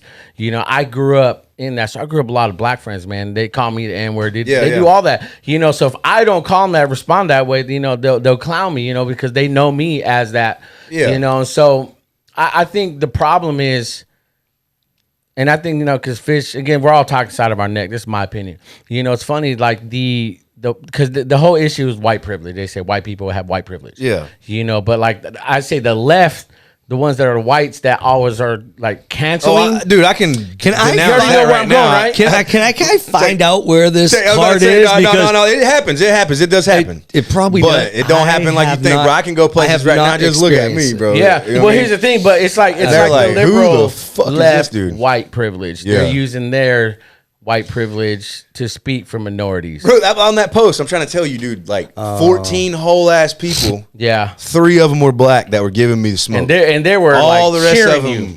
Huh, all I the bet. black dudes, Yeah. who were like, "Man, yo, dude's funny, bro. Yeah. Like this is good shit." I paid this dude. I reached out. He ends up in my comments. I don't know who the fuck this is. I don't make a dime off this video. I actually lose money and followers off this video. And I'm not bragging or throwing it out there, but I took it upon myself. Because he put in the comments, hey, another one of my videos went viral, blah, blah, blah, blah, blah. And I'm like, hey, I messaged him, like, hey, bro, what's up? You want to do some skits together? You want to do some shit? Like, let's get, and he was like, yeah, let's do that. So he's busy, he does payment company and shit. And I was like, I did the math on it. And I said, if this video was monetized at 3 minutes, at this many views, I would have got X amount of dollars. It's 1 minute. It's not monetized. I gave him $190. Yeah. I cash apped him. For me, that was a investment. Yeah, whatever. But like that, he's a black dude. When we were on the phone and talking, all these people that are in an uproar and all that shit. That's what I'm saying. Like none of this shit is in real life. Yeah, they're not outside Target bitching about this shit, dude. They're not fucking. It's not real. Yeah. Fucking shut up. Me and this dude are cool. Yeah. You know what I mean? Like, and then Facebook is like, well, since you brought the smoke, we're gonna call it what it is. Basically, Facebook's saying, you could create whatever the fuck you want. And then put it on our thing, but then we'll tell you if it's okay or not. Yeah. And then if it makes anybody upset, and they don't feel good in that moment. Oh my God. And not one person that watched that fucking video or any of these fucking videos in line, typically, I mean, there may have been one person or two people that fucking smoked themselves or something, but that's probably their life was fucked up. Yeah. And that was just the breaking point. But what I'm saying to you is that the bottom line is ain't nobody fucking leaving their fucking there's trolls computer or their phone and taking that shit with them anyway. Yeah. There's trolls too. You know that. You know, we You all have know a that. certain amount of There's- pride in your body everybody does to say, and not everybody, there's people with low self-esteem and shit like that. I get it that we're trying to look out for them people out here in the world, but the majority of people will fucking stand up for themselves if the real shit came down. This keyboard shit is not real. Man, they're phone thugs, man. Yeah, that Dumb shit thugs. is, That's it. It's just whack. Yeah. You catch any of them motherfuckers at the grocery store that don't like you or talking shit, they either steer clear of you, they won't talk to you, or they'll be like, immediately that bitch that's like, oh, hey, what's up, buddy? Hey, what's up, buddy? Yeah. Oh, Yeah. ain't you the motherfucker? You was talking shit. Now, I know you was talking shit. Because the motherfucker told me he was talking it's shit. A different story in person. Yeah, it's always a different story Yeah. in person. Energy is different in the real world. See, that's why when you go to a place like I went to New Orleans one time and did some wall covering work. It was like right after Hurricane Katrina. You know, like I just had got. It wasn't right after, but it was a few years after. But it was still fucked up around there, and we were doing some work. And we pulled up on this gas station, and I don't know the name of the gas station, but it's a fucking true story. I'm not even going to exaggerate it. We pull in, need fucking gas. We need gas. We know there's another gas station on down the interstate or whatever. But we're like, let's go ahead and do it now. We're trying to get some rolling papers and some monsters, shit like that. Pull in there, fucking gangbangers, bro, all outside that motherfucker. Cars, big wheels, whole shit. I mean, everybody out there fucking doing their thing. We're like, and right away I'm thinking like, well, you know, and it's not. I'm not racist shit. I'm thinking. Might not be the right store for us to stop at. You know what I'm saying? Someplace in here. It's three white dudes. And we're in New Orleans. And we're in a Dodge Ram and shit. You know what I'm saying? And I'm pretty sure it has a rebel flag on the back. Like, Did you have a mullet at the time? No, no mullet. my But we're just God. some country dudes. We got guns. We got all things. Everything's cool. We're ready to defend ourselves any given time. At least that's why we left the house with that mentality anyways, right? Didn't know we were going to go to New Orleans and hit the store for gas right there. And then meet the Bloods and the Crips or whoever the hell it was. Jeez. These dudes, I went to go grab the door on the fucking store, and this motherfucker's sitting beside it. He don't even, bro, it's like it wasn't nothing for him. He's like, puts his foot right there. He's like, oh, no, wrong store, bro. Shit. I was Really? like, wrong store, bro. And I didn't even argue with this dude. Bro, on my life, I feel like I could beat this dude to death. Me, him. I'm looking around and I'm like, we don't stand a motherfucking chance. You know what I'm saying? Over here. Yeah. And like, I just gathered wrong store means this ain't the store we're stopping at, bro. So we're going limping on down to the next one. You know what I'm saying? And we made it to some generic ass like racetrack or raceway or some shit that I knew they had lights and everybody was around or whatever, you know. Probably some cameras. Yeah, but I'm thinking to myself, I'm like, bruh, like they drew the line right there. I didn't draw the line right there. The world out here that we're living in, it's case by case. Yeah. And you're going to live in it regardless. You know what I'm saying? And we keep all this cancel culture and all this bullshit. That gives people that don't have no power within themselves a little bit of power. And I get it because it makes it feel that way. You feel good. You get into a group with a bunch of motherfuckers that ain't got shit going on. And you're just a little bit more witty than the rest of them that can adhere to you. And you created this group of Yeah. people that ain't shit. But you're like a little bit more shit than them, and so you got something now. Strength in numbers, right? That's right. Well, they're gonna cancel your motherfucking ass. Yeah. What's the strength in that? They can't out funny you. They can't outwit you. They can tell people you're racist and create with their big ass group. Be like, cancel this motherfucker. This dude's racist. When? Motherfucker? The black when dude did was that? like, no, when did that start? The best shit I read on there. This black dude was like, this one dude. He was clear about. He was like. Because I said jokers in the video. I was like, Joker. But I say jokers, but I'll call this can a joker. But that joker, good. I say jokers. Yeah, you were saying that earlier. Anyways, yeah, right. I just say it. I just heard it, noticed it. And so this dude was like, that's low key racist. What's he mean by jokers? And this other black dude got on there. What? And he was like, hold up, I'm not gonna say what he said, but I'm gonna emphasize that one because this is good shit. He's like, shut your pussy ass up. And then he said the N-word, you know, or whatever. And he was like, you know good and well this motherfucker ain't racist. He was like, take your soft ass somewhere else. Yeah. That's real. It's still on there. Like, you can see it. It's there. And there's power in that, because my comedy that I created at 2 a.m. or whatever, I could have not did that if I put a little bit of thought and didn't want to offend anybody, right? And I'm not dissing you. I'm just saying if I would have anticipated that, I probably wouldn't have threw that up there. But I did it because that's what the fuck I do. And then when it started hitting and it hit good and all those comments started showing up there where I kept wanting to delete it, I'd see them comments and I'd be like, no, I'm getting somewhere with this shit. I might not be getting somewhere immediately, but I'm getting somewhere. I go to delete that shit. Then all my proof's not there anymore. Yep. That was all right. And it was just, you know, whatever. I remember that one video he had. It was, well, I feel like if you delete it, then I've had to delete a lot. Then but I mean, you're not that person that these three people are making you out. Well, to I'm be. not special either. Is what I'm saying. Like, there's Right. plumbers and but what I'm electricians saying is, and what I'm doctors saying and is, lawyers and like, everybody in between that are funny. Yeah. That could do what I'm doing. Right. I just got a little bit of energy into it. Yeah. I'm not trying to get fucking. I'm just canceled, saying, so like, I feel like if you deleted it, it's almost like you're admitting it. Right, exactly. You know right. what I'm saying? Exactly right. So That's no, like, suck a dick. this, I'm not yeah, racist this like is that. no. I like that. And don't take your soft ass someplace else. I love that. I did too, man, Like, 'cause that's I'm all it took. clicking on their It took profiles and seeing. It just took a little bitty post to shake you. Yeah, How dude. weak are you? Yeah, dude. How weak are you? It took a little bitty post to shake you. Yeah, dude. That's Get what I'm outta saying, here. man. That's what I'm saying. Nobody, they don't take that shit in real life, bro. Like, they log outta off here. and then they're like, next thing. Yeah, That's just where they can release. That's where they can do that shit. Mark Zuckerberg created that bullshit. How about like, We all- hey, why don't you go get a notepad? You know, go write your feelings down on a notepad. I wish we could get mail like that, like a hate mail, like actual mail. Like, I go get a bunch of letters in the mailbox and be like, "Fuck you," instead of fucking messenger. I wish I could get somebody be like, "Oh, another one." I would have more fun with that than trying to sit on my phone like, "Fuck another, fuck you." Hi, messenger. Average Joey, dear Average Joey. I went to your show in I've wherever never once got one town, of those. wherever state, and yeah, you suck. Yeah, I've never got one of those, but I have. You're like, oh. I have on You know? video. So one thing I did, I noticed today. So this chick sent me a message request, and I'm petty.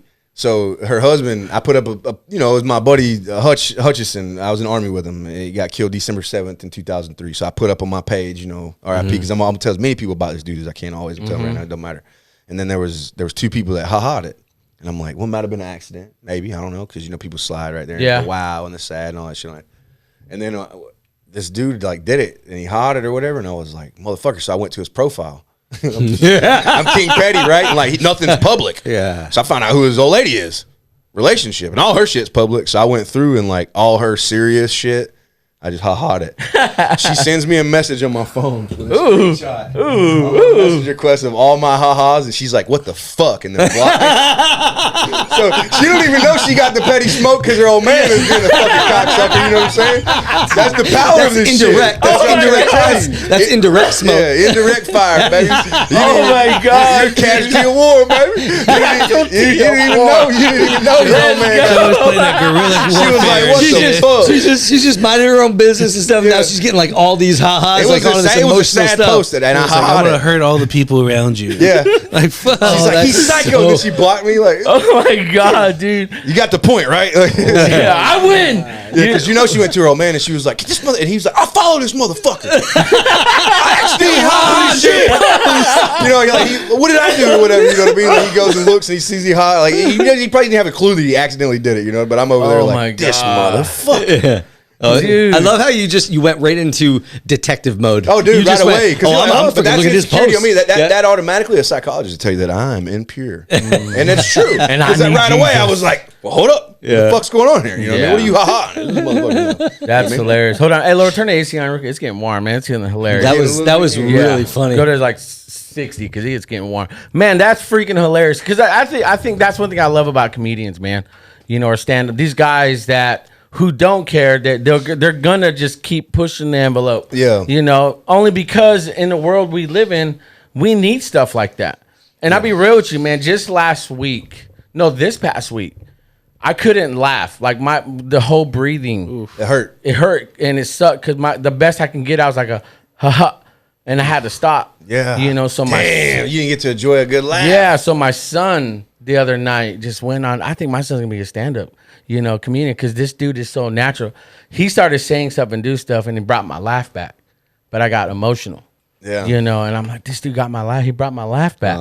So I'm sitting here and I'm laughing and I'm thinking, this is what I needed, because this is like really the first time I had like a belly laugh, dude, in like 6 months. Yeah. And so like I feel like that's what stand-up comedian in the time we live, bro, this is what we need, man. So again, laugh at yourself. Yeah. Laugh at the real issue. Laugh at don't take shit too serious.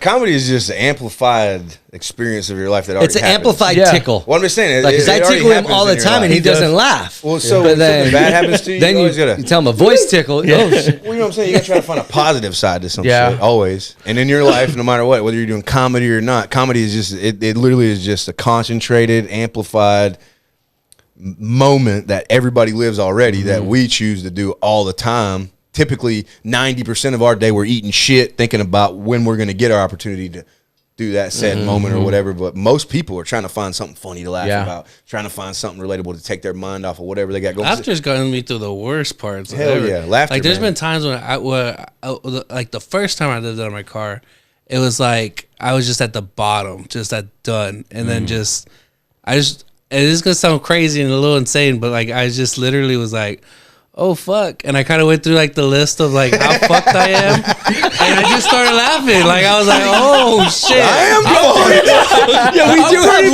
have lists. Let me clarify. Yeah, I'm definitely fucked, and I just. You're one of started a million. laughing, and it's You're just one of a like million. it's almost doing a like survey, it doesn't doing a even self, matter. like doing a Just got you self-survey. through it. It's like It's five, crazy, man. Yeah. five. If you've never made that list, like he just said, and then the set, I am. Yeah, you're just like, I'm like, Holy nah, I shit. can't be that. No, How did I get you this way? fucked. You're fucked. Yeah, that definitely. Yep, you're right. You Well, I fucked. think for those like who are listening and watching, obviously we're gonna have their social medias on. I'm not closing, but this just reminded, we like to include our guests, our people that support us, watch and listen. Yeah. Man, DM us, all four of us. DM us your list. Make a list. We'll share it and we'll talk about it. Or if you guys want to come on, because I feel like if you can make a list, like we said like earlier, the whole 8 Mile, thing, man. If you can Of make a how list, fucked you are. yeah. I mean, come on. You're being like completely Dude, real with I've yourself, gotten right? some lists, bro. I've gotten some lists. I did a post one day. I ran do you remember when I did that? I did like a hotline on my page. Turn that mic bro. a little bit towards you. I did like a hotline go, on perfect. my page, right? Like I did like I was like feeling myself one morning, because whenever I get like down, a habit that I've created, I learned from another person is to start serving other people, and it gets you. That may be biblical or I don't know, but gives like you a high. it gives you. It doesn't not necessarily the high. It does that. It does that, but it also like takes you, it redirects you when you're like getting down. Like that's the best time to go serve. Go I like do that. something. You know what I mean? Something selfless. Right. Because even in your lowest moment, you're still like, I got to do something for Right. someone And else. so I put on my page, I said, hey man, if you're going through addiction or suicidal thoughts or whatever, fuck. I was like, my number is 470, blah, blah, blah, blah, blah, blah. Oh, you and I put said that it. on yourself. And so these I spent on my phone, and this is no bullshit. There's 100 people I talked to, but I stayed on my phone for 26 hours straight. Didn't even go to sleep. Smoked weed, kept Jesus. taking calls, I kept charging it. My girlfriend at the time was like, motherfucker, get off the phone. I'm like, no. And it was doing something for me, but also because there's a few of them people that have fell off since then, but a lot of them people hit me. I could show you messages, not even bullshitting you, where dudes are like, bro, checking in, like motherfuckers started working out or they started doing whatever. Checking in, saying, I 8 weeks off the shit, bro. 8 weeks off the shit. I'm still smoking, but 8 weeks off the shit. And I'm like, and so I could look at that and be like, it's cool, but I actually put energy in that. And I'm like, fuck yes, brother. Or I'll send them a damn video. Fucking right, dog. And so the connection, right? You know what I'm saying? The connection is like, it for them. I'm doing something, but like everybody's getting something out of it. Like they're getting more out of it. Like It's not self-serving. right. It's serving others. Well, what I was going back with that list, because they'll send me their list and I'll read it and I'll be like, that day that I said, call me, would you call me? Bro, they fucking called me. They called all fucking day long. They were texting, they were calling, they were this and that. I had to block a couple of them because they got a little weird. You know what I mean? No bullshit. They would be like, and they like, send me a wiener pic. Shit, not even just that. Like that, their list was like a booger.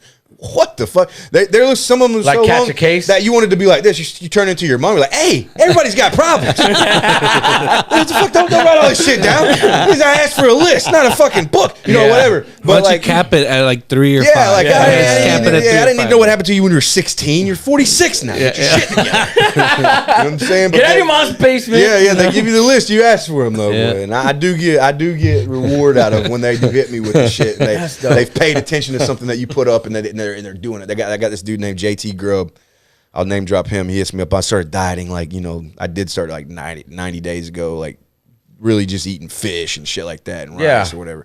Posting it up, posting my pictures of me at the gym, you know, all the things or whatever. And that shit is 100% narcissistic. That's all me. Nobody could look at it.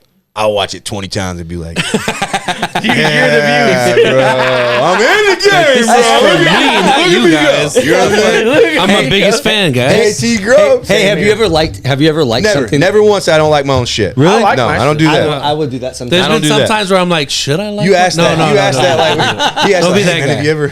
have you ever Okay. Are you touched like your me? wiener Hey, back? are we- You ever touched your wiener back? I've also I done just that. don't. You know what stops me? Yes, what the answer's stops me yes. is the thought that We've all somebody's done like, "Oh, you're that guy." Yeah, you know what? I'm not that guy. I'm not gonna do it. That's Well, what let- stops me from like. Let me give you guys a reason. Go. I start doing it just because I want somebody to say, "Oh, you're that guy." Yeah, I know. But Right? yeah, I'm that guy. Well, I do Sometimes. that. Like our videos, when our videos post, I'll Maybe. put that up. I'll watch. I'll give myself views. Yeah. You know, because at the end, like you said, we all have that narcissism in us, Yeah. man. You know, I'm a big fan of myself because if nobody else will, I am. Bro. Yep. I have See to what be. I'm saying? You know, because I know my wife, my kids are. You know, getting to know you Yeah. guys. I'm already big fans of y'all, Yeah. and I'm a fan of you. you know, and Yeah. I appreciate that. Yeah. You know, but I encourage that, man, because again, I'm gonna show people that I pay attention to me. Yeah. You know, social media has messed up people. Yeah. You know, like we said this before. You know what? That was that old saying: "Money's the root of all."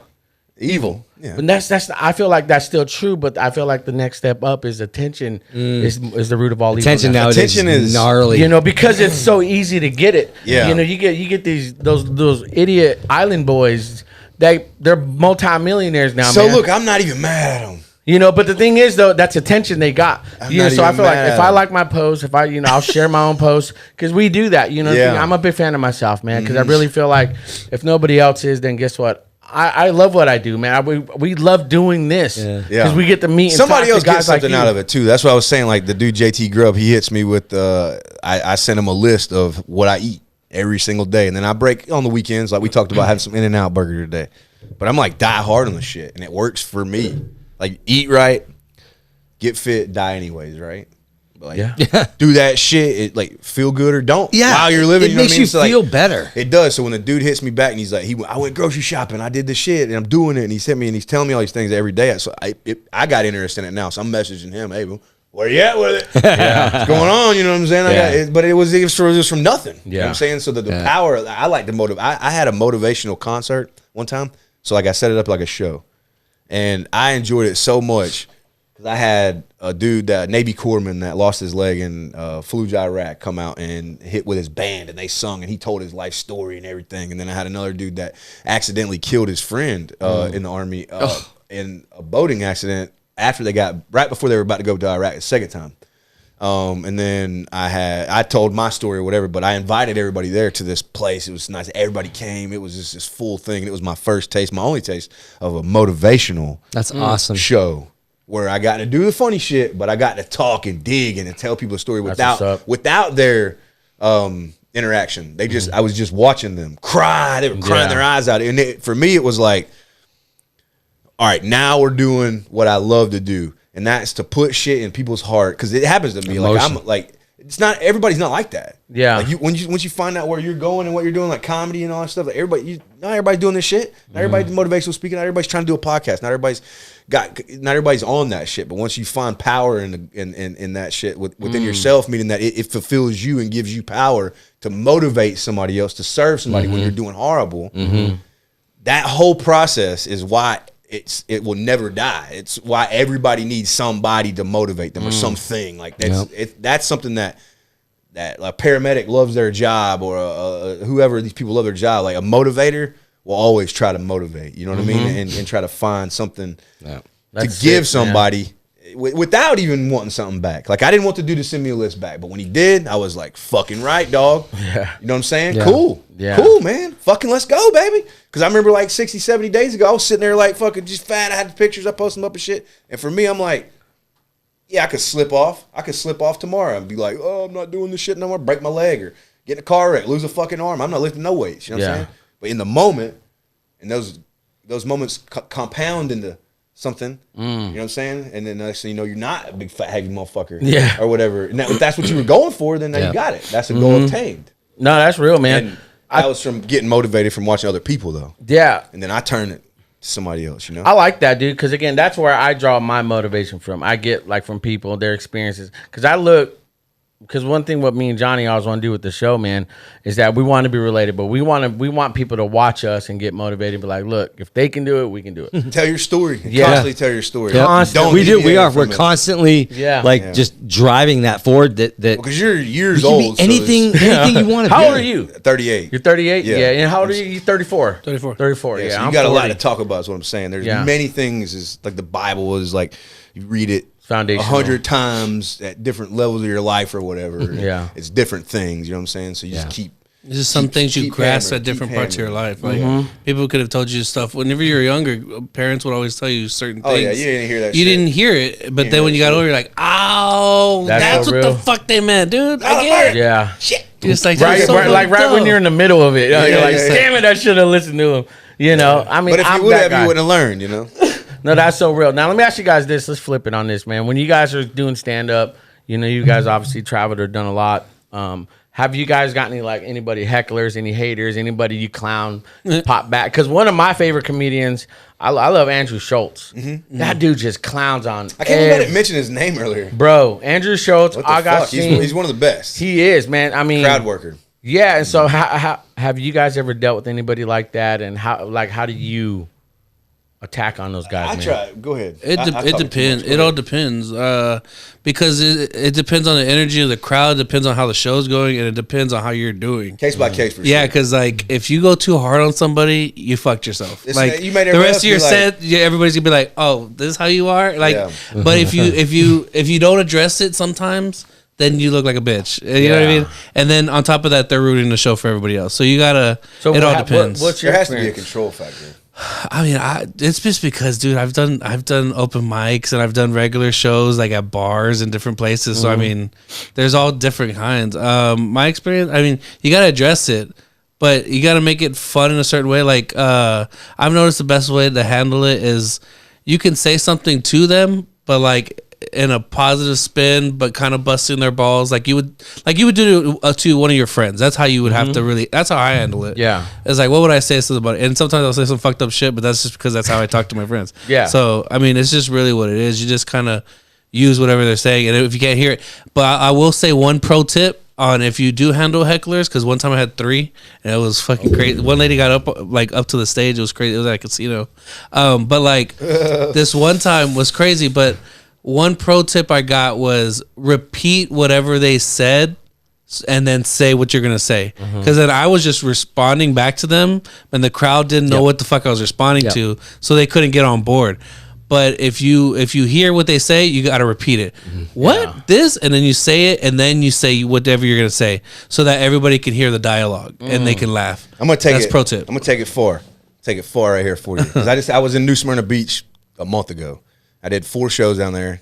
I got the headline. It was cool. They packed the place. That was an awesome time. And they had this other dude that he's gonna be on our show with us in Tampa. You're gonna meet him. Yeah. Cool dude. He featured on all those shows, and on our second show, because we had another night of shows after that. On the second show, there were these group of guys. There was 2 of them, and then 3 girls, and they were fucking giving this. They didn't like him. They didn't fucking like him, and they were letting him fucking know it. With everything he said, they didn't let him go. When he got off stage and the host went back up, the host goes back up, you know, for 5-10 minutes or whatever. I told that dude, I said, I'm finna fuck these dudes up. I said, watch this shit. I said, I'm gonna show you how to fucking do this shit, bro. And he's like, well, whatever. And I wasn't trying to be mean to him, like call him a pussy or nothing like that. I was gonna show you how to handle this motherfucking shit. So I got up there. I got up there on stage, bro. This is on stage. I recorded it. I fucking got it recorded. I'm an idiot. I'm like, He's like, I'm an idiot. so this is, but this taught me something, and I have the same mentality when I'm about to bring it back around to something. Okay, No, bring it. And I want I don't care if anybody adopts this mentality, but I do this because I love the art of the sale.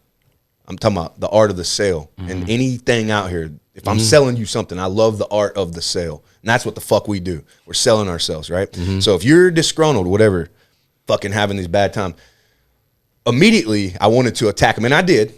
But before I started going all the way in, I knew and put in my head, I was like, these are real people, number one. They're having life experiences outside of this fucking room that have driven them to act this way, right?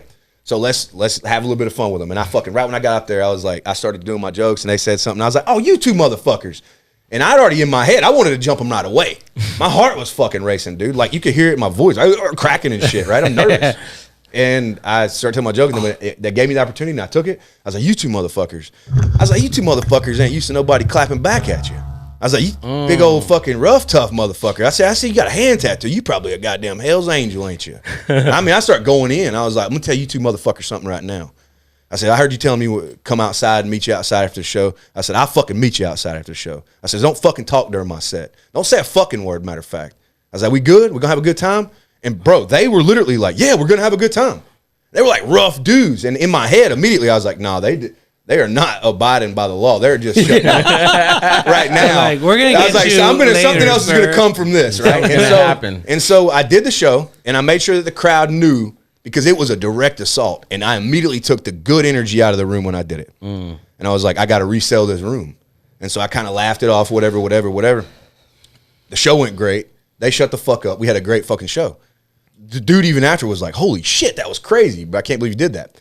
But I know the universe dictated the entire outcome of the entire thing, because after that, I met two of the coolest motherfuckers I ever met in my life. One dude was a fucking former Army Ranger who's been through the fucking shit, and he is injured. He is not all the way there. He is injured. He is he's injured, and he's living his best life in the moment, having a moment. Now, you as the comedian, I've watched guys tell them, get this motherfucker out of here. Yeah, I got chill bones thinking about it. I will never. I was doing the improv in Tampa. I was doing the improv in Tampa, and this drunk motherfucker down there acting a fool. Everybody's want to throw him out and shit. I'm like, nah. I shut the fucking room up. I'm like, it's just me and you in here, bud. And I told him my jokes. And every time he get out of line, I'm like, no, whoa, you're with me now, right? And I'm not saying that I did the end all be all, but when I got off stage, Donnie Becker was who I opened the show for. He came out, he was like, bro, I liked your energy. That was great, man. So where's he at? He's up in the front, whatever. I handled that. Well, the other one, I was like, I'm going to do it different with these guys. I did attack him or whatever, but when I went out with him that night, that dude called me the next day. He was like, hey, we're coming to your next show. And he did. He came back.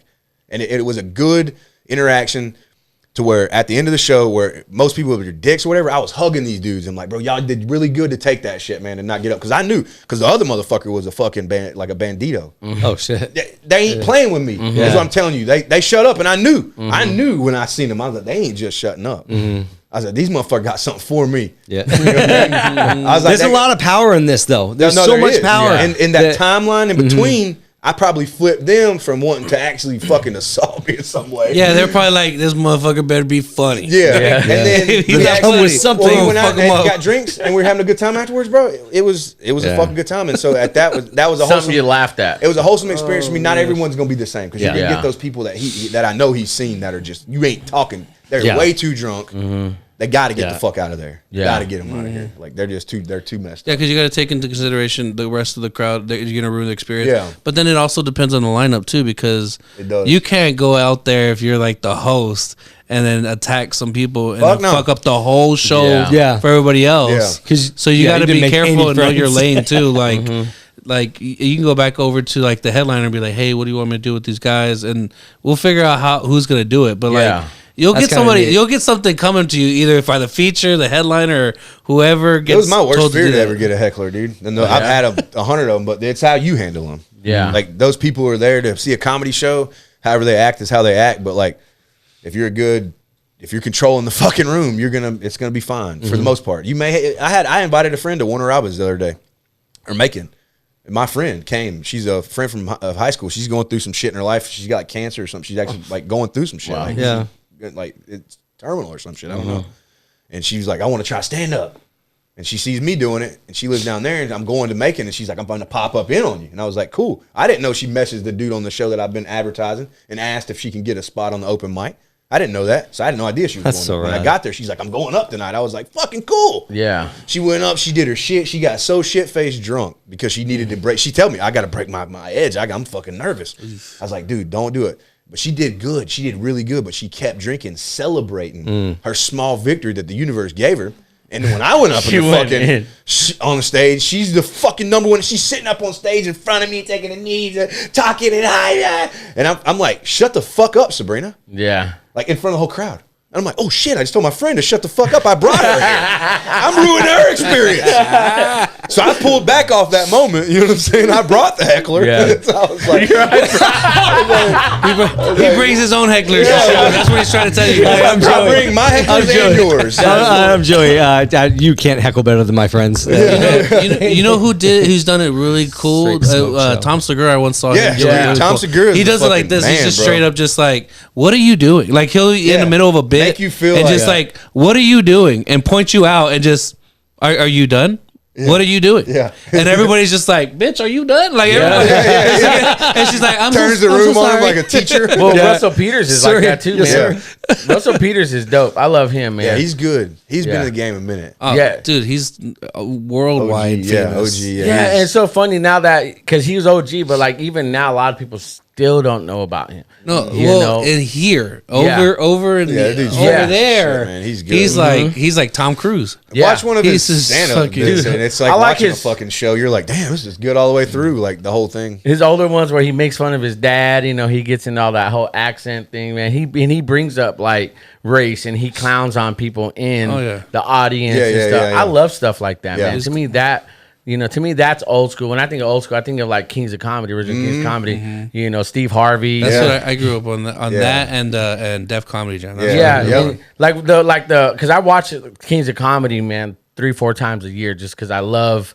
it, man. Because Steve Harvey talks, you know, about Mookie or the guy in front. You know, give me his jacket. He's like, you gonna get up and leave during the record? We recording here. Yeah. You know, so like the interaction, even live, those guys still deal with it. That's the power of being a comedian, though. Yeah. Is like being able to.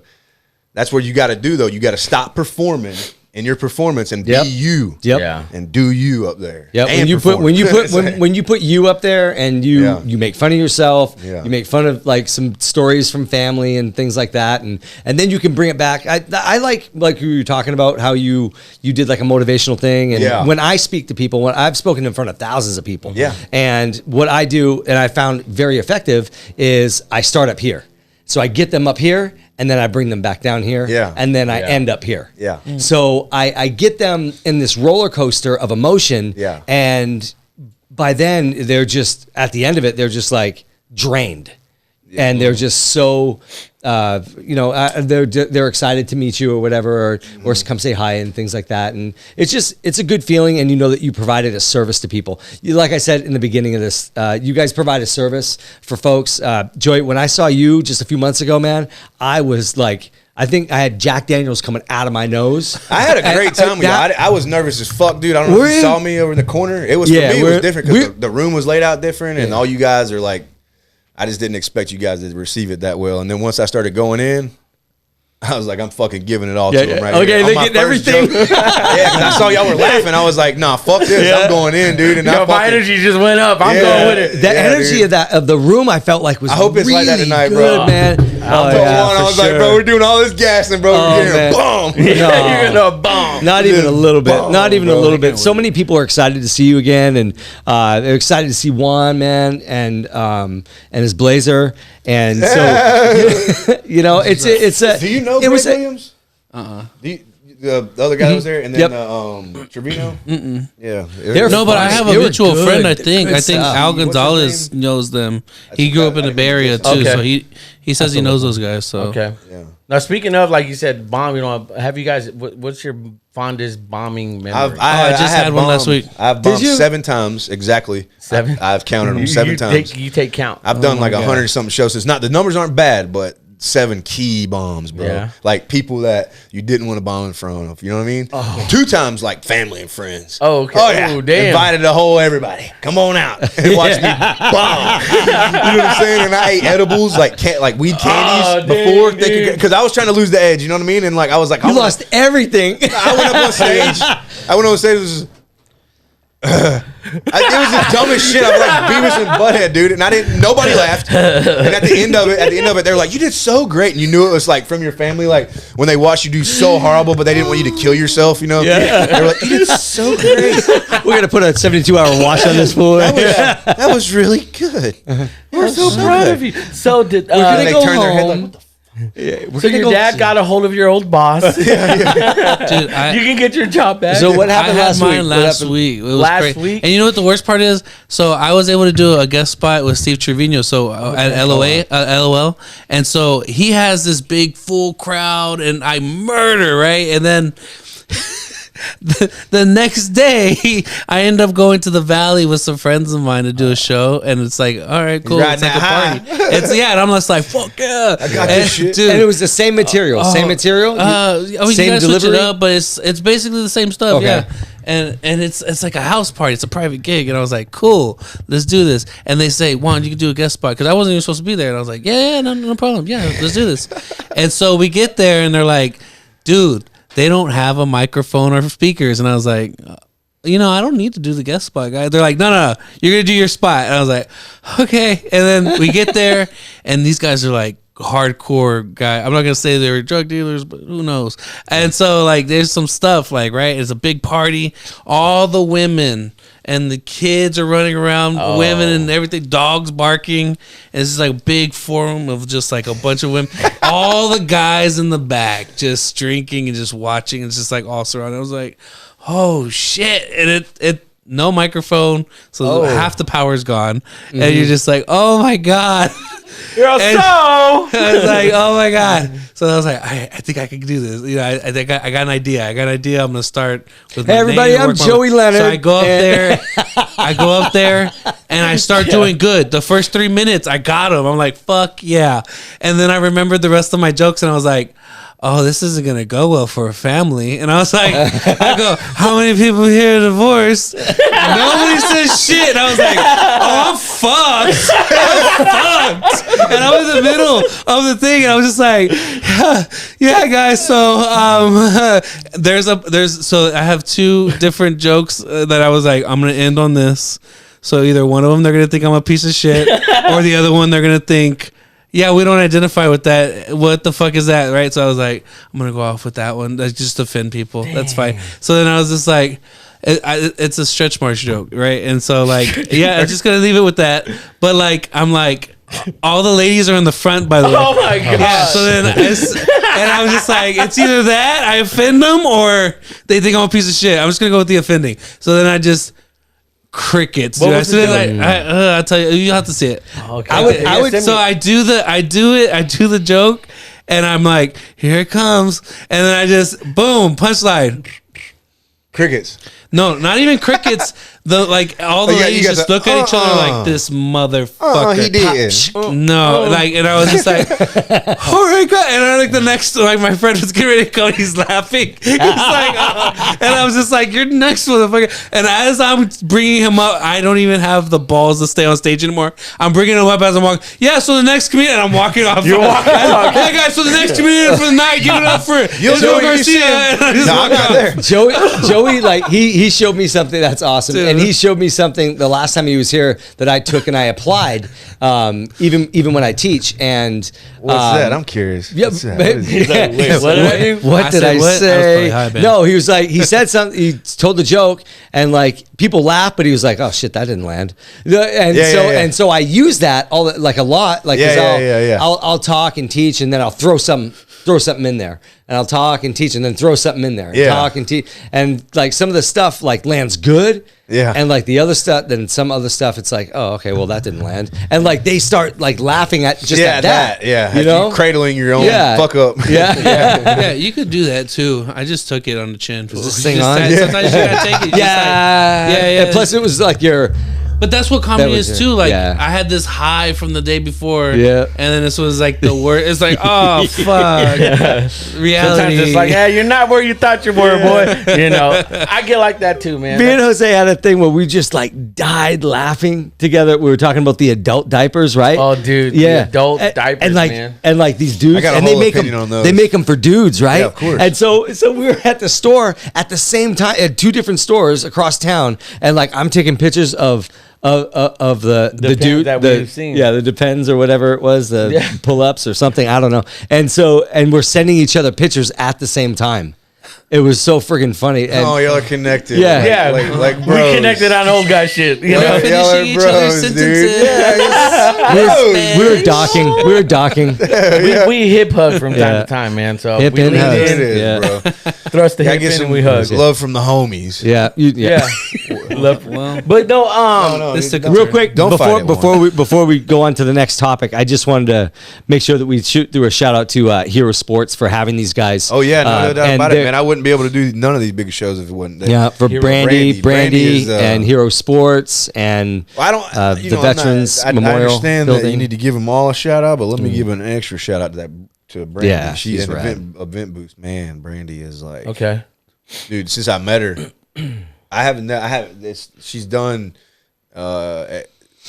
every above and beyond. Yeah, Yeah. always. I don't even know her. I never even met her, and she's like helping me book flights and stuff for this whole show. And I was like, I've never done it before. She's like, she's like, like- I got it. And I was like, Wow. oh shit. I was like, okay, cool. She's like, you want to jump on this one show we got? You know, it's gonna be a big deal. And I was like, I don't know. You know, whatever. Yeah, let's do it. So we did it, and then it was a big deal. It was a big bunch of people.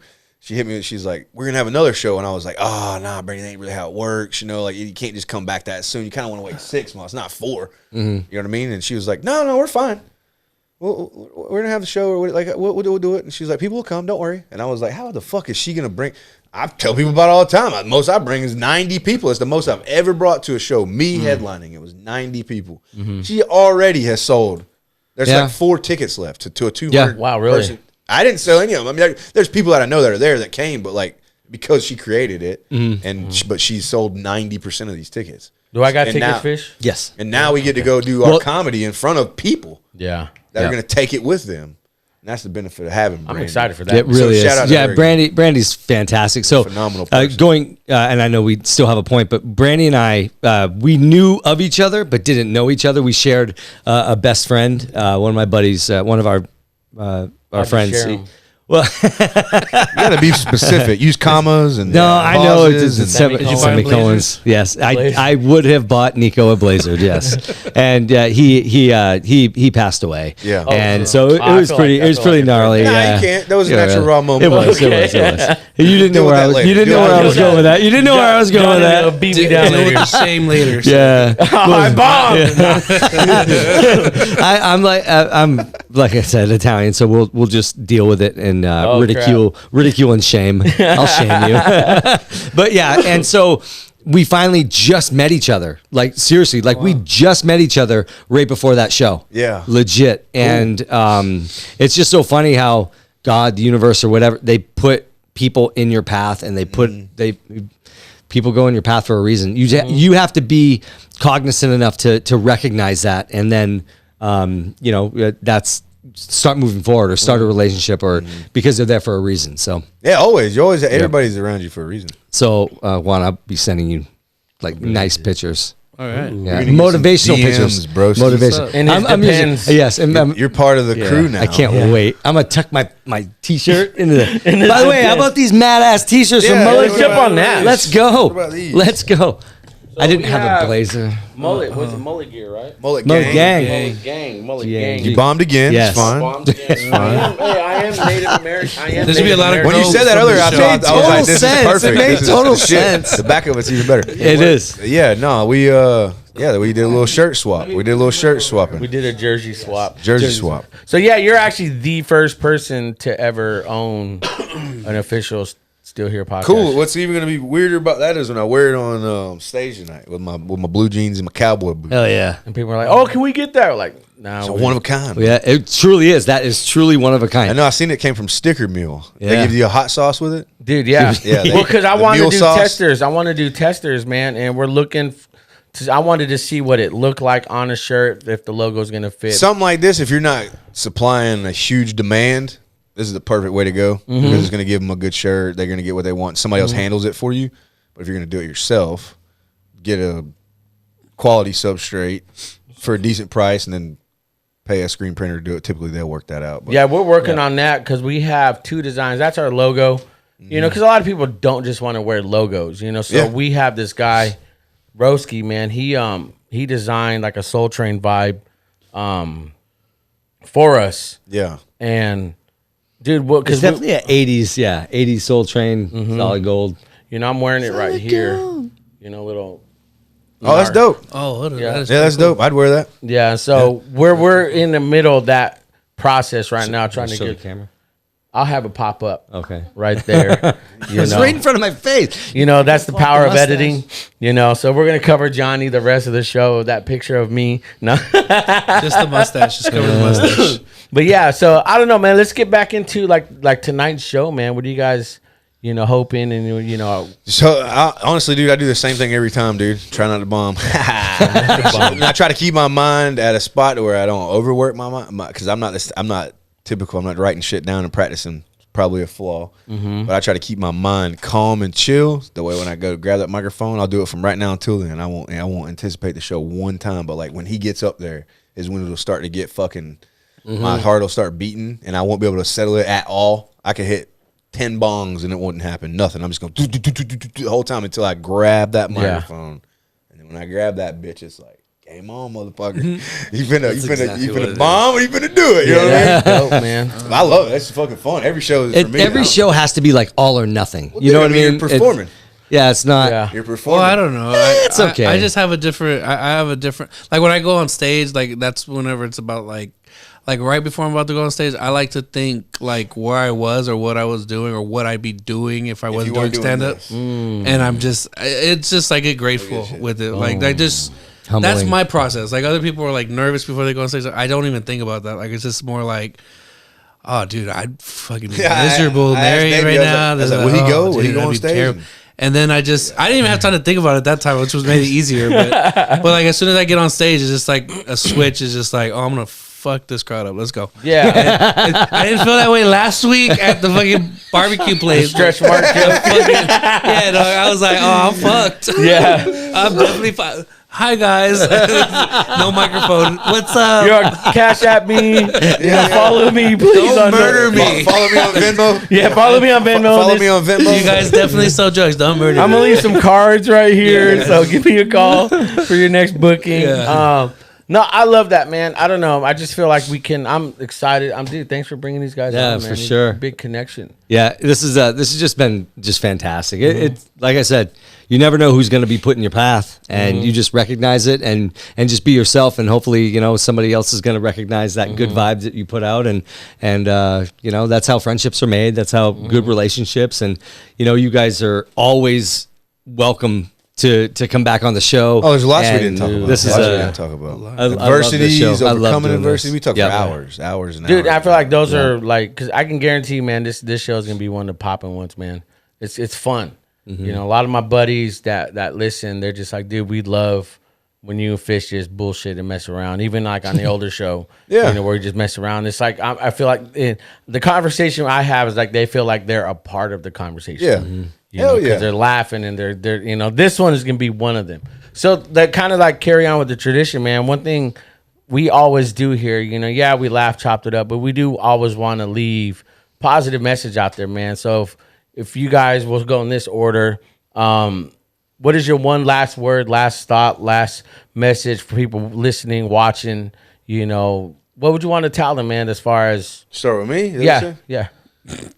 I'm just saying. I didn't know how the order was. I wasn't watching. I was looking at the wall. I heard it. I was looking through you. Fucking up his energy for this Yeah. Give me my mojo here, man. He's like, what are we doing here? No. Anything, man. I won't get too long winded, but I have a everyday mentality that it only changes just a little bit, but it has a very seasonal rotation to it. But I go with like one thing every day, and that's like uncertainty is real, right? Like you're gonna be uncertain about all the things that you do. I don't care if you're a college graduate or a fucking flunky from the very low. Uncertainty is real. Adversity is real. You're gonna get shit thrown at you. The richest people fall from grace. The highest preachers fall from grace, cheat on their wives, or whatever happens to you along your path. Don't put your whole heart in it. When I say that, listen to what I said. Don't put your whole heart in it, because anything can fucking happen, and nobody is above falling from grace. So that means that you constantly have work to do, supporting yourself and making sure that you're conscious of all the things that are around you, all the people that are around you. Every chance you get to speak, make sure it's something fucking decent. You know what I mean? Because people are going through uncertainty, and your words may pull them right out of that too. So That's sick, man. I like that. Dang. Put you on the spot. How do you follow top that? No, playing. give him that real shit. How's Juan living? Like, how does Juan do it? How's Juan get by every day? How's Juan get by? I guess it's the happiest I've ever been in my life. Like, really, honestly, and it's basically just me pursuing comedy type of thing, but like at every cost. Like I don't, like, all I do is this. You know what I mean? And then I really just, my whole life is really serving people, honestly. Like, I can attest to that. There's a lot. There's that with comedy, and so I make people laugh, and then some of the side stuff I do sometimes now. I also, ever since my cousin needed a blood transfusion and stuff, I've been donating plasma for like years and years. That's really cool. Just for him. That's dope. And so like I've been doing that since I was like 16. So like. Nice. Just been doing it, and then the other thing I do right now too, when I'm not doing comedy, is I'll do like Favor. It's like a driving app thing, but you like pick up groceries for people and you like drop it off at their house. So I also do that on the side too. I mean, I make money from it, but at least it's all like service stuff. Like, it's just stuff I'm just doing to get it. So you're telling people to get out and serve somebody. Yeah, but like everything I do is like for other people, type of thing. So I mean, that's just the way I kind of live it, and that's all I do. So Juan's saying, be selfless. Yeah, serve. Yeah. I think that we have that in common, I think, with all of us. My last word is, man, if you're going to do something, if you're going to believe in something, if you're going to be a part of something, do it. Go all in that. And I just feel like if you're going to, like, what I mean by that is, like, if you believe in something, then die on that hill. Die on that hill for it. Yeah. And just going along with what you said, about service. I can't stop thinking about courage. Earlier, or a little while ago, I hit up a bunch of friends and I asked them what courage meant to them. And, for somebody that it might take courage just to sit here and just chop it up a little bit, or it takes a lot of courage to get up in front of other people. It takes a lot of, and spit jokes and just fun stuff. Yeah. At first. Yeah. You think, but like people like that are coming to a comedy show for the first time, it just takes a lot, or, to us, or to speak in front of other people, it's no big deal. I'm afraid to. I'm not afraid to mess up. I will make fun of myself. Yeah. I will rip on myself worse than anybody else in this world. Yeah. I have a horrible. Well, I like to think that it's a pretty good mustache. I mean, I don't know. Your mustache is legit, bro. Yeah, I feel like you can't take me serious right now. Because I mean, you can tell you haven't put years into it. You're not putting oils on. You're not treating this mustache. I'm not but it's a mustache. I'm not treating my mustache the way I need. It's a grown man's mustache. It is a grown man. This is like my 3-day shadow right here. Man, I cannot grow. That's because, dude, that's if you're any part Native American, dude. Yeah. And he's Mexicans, he's got some pretty. It looks soft. Your hair looks soft. I want to touch it. Soft. Looks like the hair on your head. His chin does. I have a funny story. But might as well tell it. Go ahead. I'm sorry. Go ahead. This is part of your last word. I just remembered. Okay, so I was coaching my son's little league team back in, like, I think it was like 12 or something like that, right? And so this little boy, this dude shows up, and I was like, oh, okay, he must be like the dad, or like maybe he's a cousin or something like that. No, this kid's freaking 12, man, and he has a mustache. And I'm like, oh shit, but he has like it's coming in, right? And I'm like, hey, what's up? He's like, what's up? He's like, he didn't even say, hey, coach, or nothing. He goes, because I'm like, hey, what's going on? I'm Coach Fisher. He goes, what's up? And he's like all quiet and stuff. I'm like, you got a name, or is one of your little brother here? He sound, no. I'm playing. I go, oh shit. I go, how old are you, man? You got a mustache and shit. I go, what's your name? He goes, Chris. I go, Chris what? He goes, Contreras. And I see his dad over there, and he's just like, just head nodding me. He just like jock nodded me, you know? And I'm like, we got oh mustaches. shit. I go, all right. I go, so like, how old are you? He's like, I told you I'm 12. And then so I'm thinking of like bench warmers. I'm 12. I don't know if you saw it. Yeah. It's like his birth certificate. Anyway, it's just so funny to me. That kid had a freaking mustache, I think, until he graduated high school. I'm like really good friends with the family all over. And it's just really funny. It was really, it was a stereotype that was like legit, but it was awesome. And I think he still has a mustache, but Like yours though? No, it was better than mine. It was like he's shaving that motherfucker. I go, Chris. I go, hey man. I go, you showed up with a freaking mustache, man. This is like 10 to 12s. Like this is U12s or something like that. And he's like, and I looked at his dad. I go, hey man, he's gonna have to get rid of the mustache. They're like, number 45's got a mustache. That's a grown man out there. That dude's like 37, man. That kid's hitting bombs. And he hit the shit out of the Dude, ball. Caleb, he has like the dirt. Does right he? There. And he's like, Dad, look at my mustache. He got a mustache. I hate when it grows past your lips, man. Yeah. I know it's gnarly. Go Yeah. ahead, whatever. So I don't know what I was going. You were giving give us your message. What was your message? Back to Jesus. Back to What was your message? Like, your message was the message was like just die for what you believe in. You know, the narcissism. Yeah. If you coach, like notice the kids that are out there with a mustache, but And doc with your bros. And doc with your bros. I feel like There's so many good things. No, go ahead. No. I like where this is going. No, I just jumped right now. I feel like your message is going to be good. I feel like we're saving it. You're about to give us yours. Mine? Yeah, I feel like you're about to I'm give like us the stalling. sauce, I'm listening. I'm waiting for him to say. I love when know. fish I wish just I would goes. have had this much time. My last. I wish I knew. No, we can keep going. He's like, I wish I have a had this much mustache? time. He's like, I thought we were being fast. Yeah. There's no rush. There's never no rush. Did you have a mustache when you were 12? Basically Joey would told have bought you me to- this much time, Yeah. so I could have thought it better. But go ahead. Well, we're And I usually Whatever, Joey. You let me down, bro. so where are you guys going? Where are you guys going? Like after Fresno? Like, are you guys going anyplace we got a else? show next week in Tampa. And Okay, very good. Yeah, Tampa, Florida. That's in Wisconsin or Tampa's, I'm just playing. Nebraska. Nebraska. Nebraska. I heard it's beautiful there. Tomato farm. Yeah. Yeah, so we're going. A tomato farm in Nebraska is where we're going to be. Yeah, Right? Tampa Bay, Nebraska. Yeah. Hell yeah.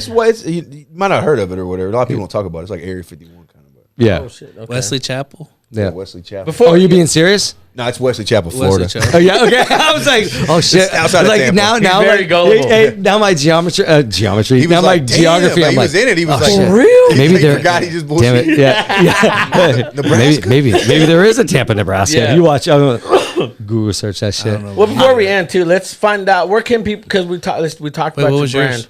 Yeah, we need a message, What was bro. yours, We're bro? not. You're What not was your getting off the message? hook, bro. Yeah, bro. You think? Nah, man. Nah, you're not getting off the hook, bro. Well, I just said. Give. All right, let me just redirect you a little bit. You're a man who just this is very current. Yeah. Do something to say something about the COVID thing. People that are getting over it. People that are getting over it. People that got uncertainty about going into it. Like like what kind of I don't know.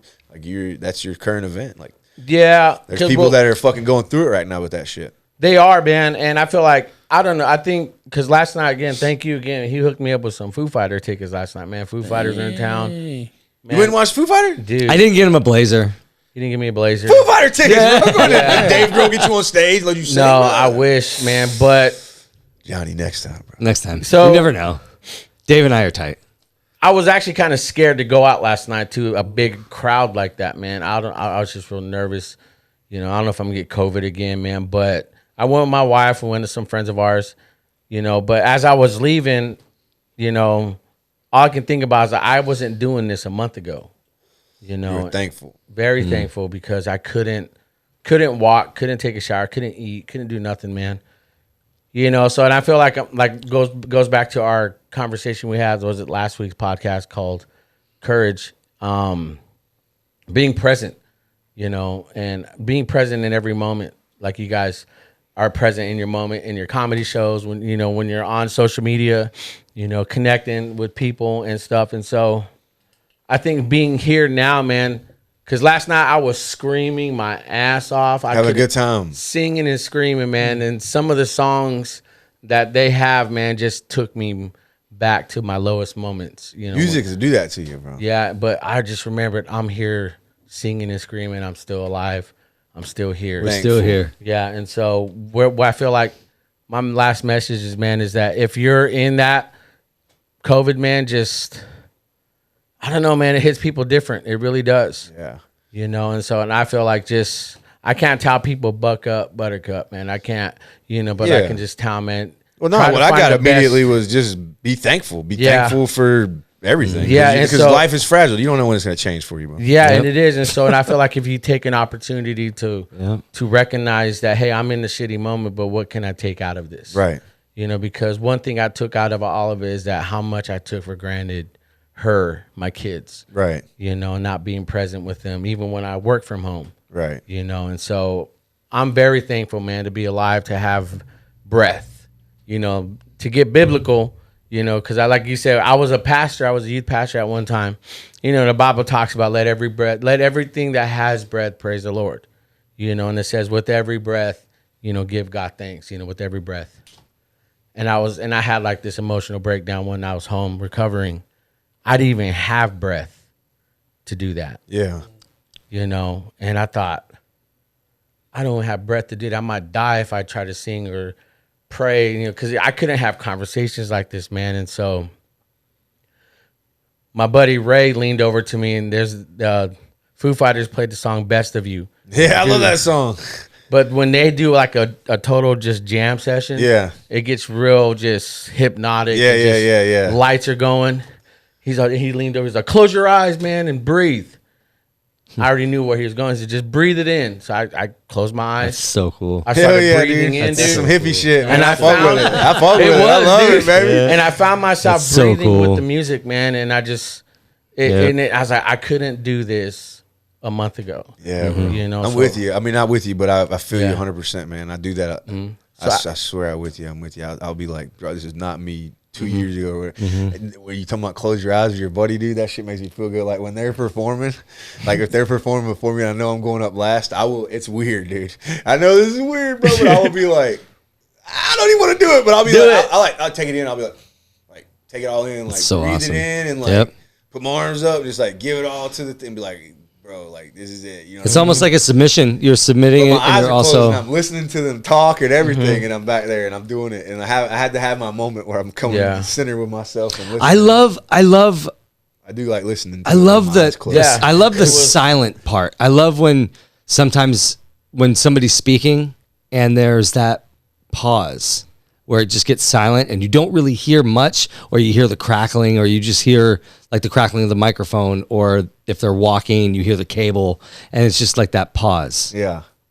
That break. I guess it would be a break. People there and everybody's quiet. And then it's just a break because you're gathering your thoughts, or you're gathering concert, something, bro. and then that's dope. Yeah. A good concert, man. It's just a peaceful moment in between, and you guys do it too. And you guys have that moment. I'm not uncomfortable with that pause when I'm speaking. I'm not.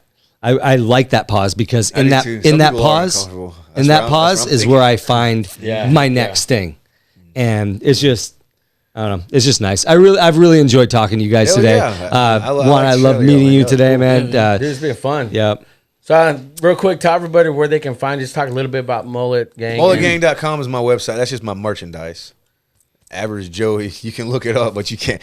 I mean, you can follow it if you go. But you can't find it anywhere. Right so, now. are you on Facebook and Instagram? Yeah, at Grunt Life on Instagram. But you can search everything Average Joey, and it'll pull all that crap up. So YouTube or whatever. But I do my podcast on YouTube. I don't do it anywhere else. Okay. And I don't have a lot of material on YouTube other than my podcast. Okay. And they're 30-minute podcasts, just me ripping off shit just like we just did. That's what's up. And then he's more of an Instagram dude. He's where can people find just you? Facebook, Instagram. I do the TikTok stuff, but it's mostly my stand-up stuff I put on. It's I love it. I love his shit. The Juan. You're gonna love my it. name that got away. 87. You said it was racist. It's not racist. He said the one that got Look away. at this. The Juan that got away. 87. That's awesome. That's his The Cash Juan App, is his like my Venmo, name. his Yeah, fucking. it's everything. That's good All shit. this shit. I had to Hell put yeah. 87 because somebody already had it, so I was like, well, that's that's my funny. year I was born. So whatever. Nice. That's such a basic white girl. But it's that wasn't a shot at my ex-wives. You know what I'm saying? Like, bye.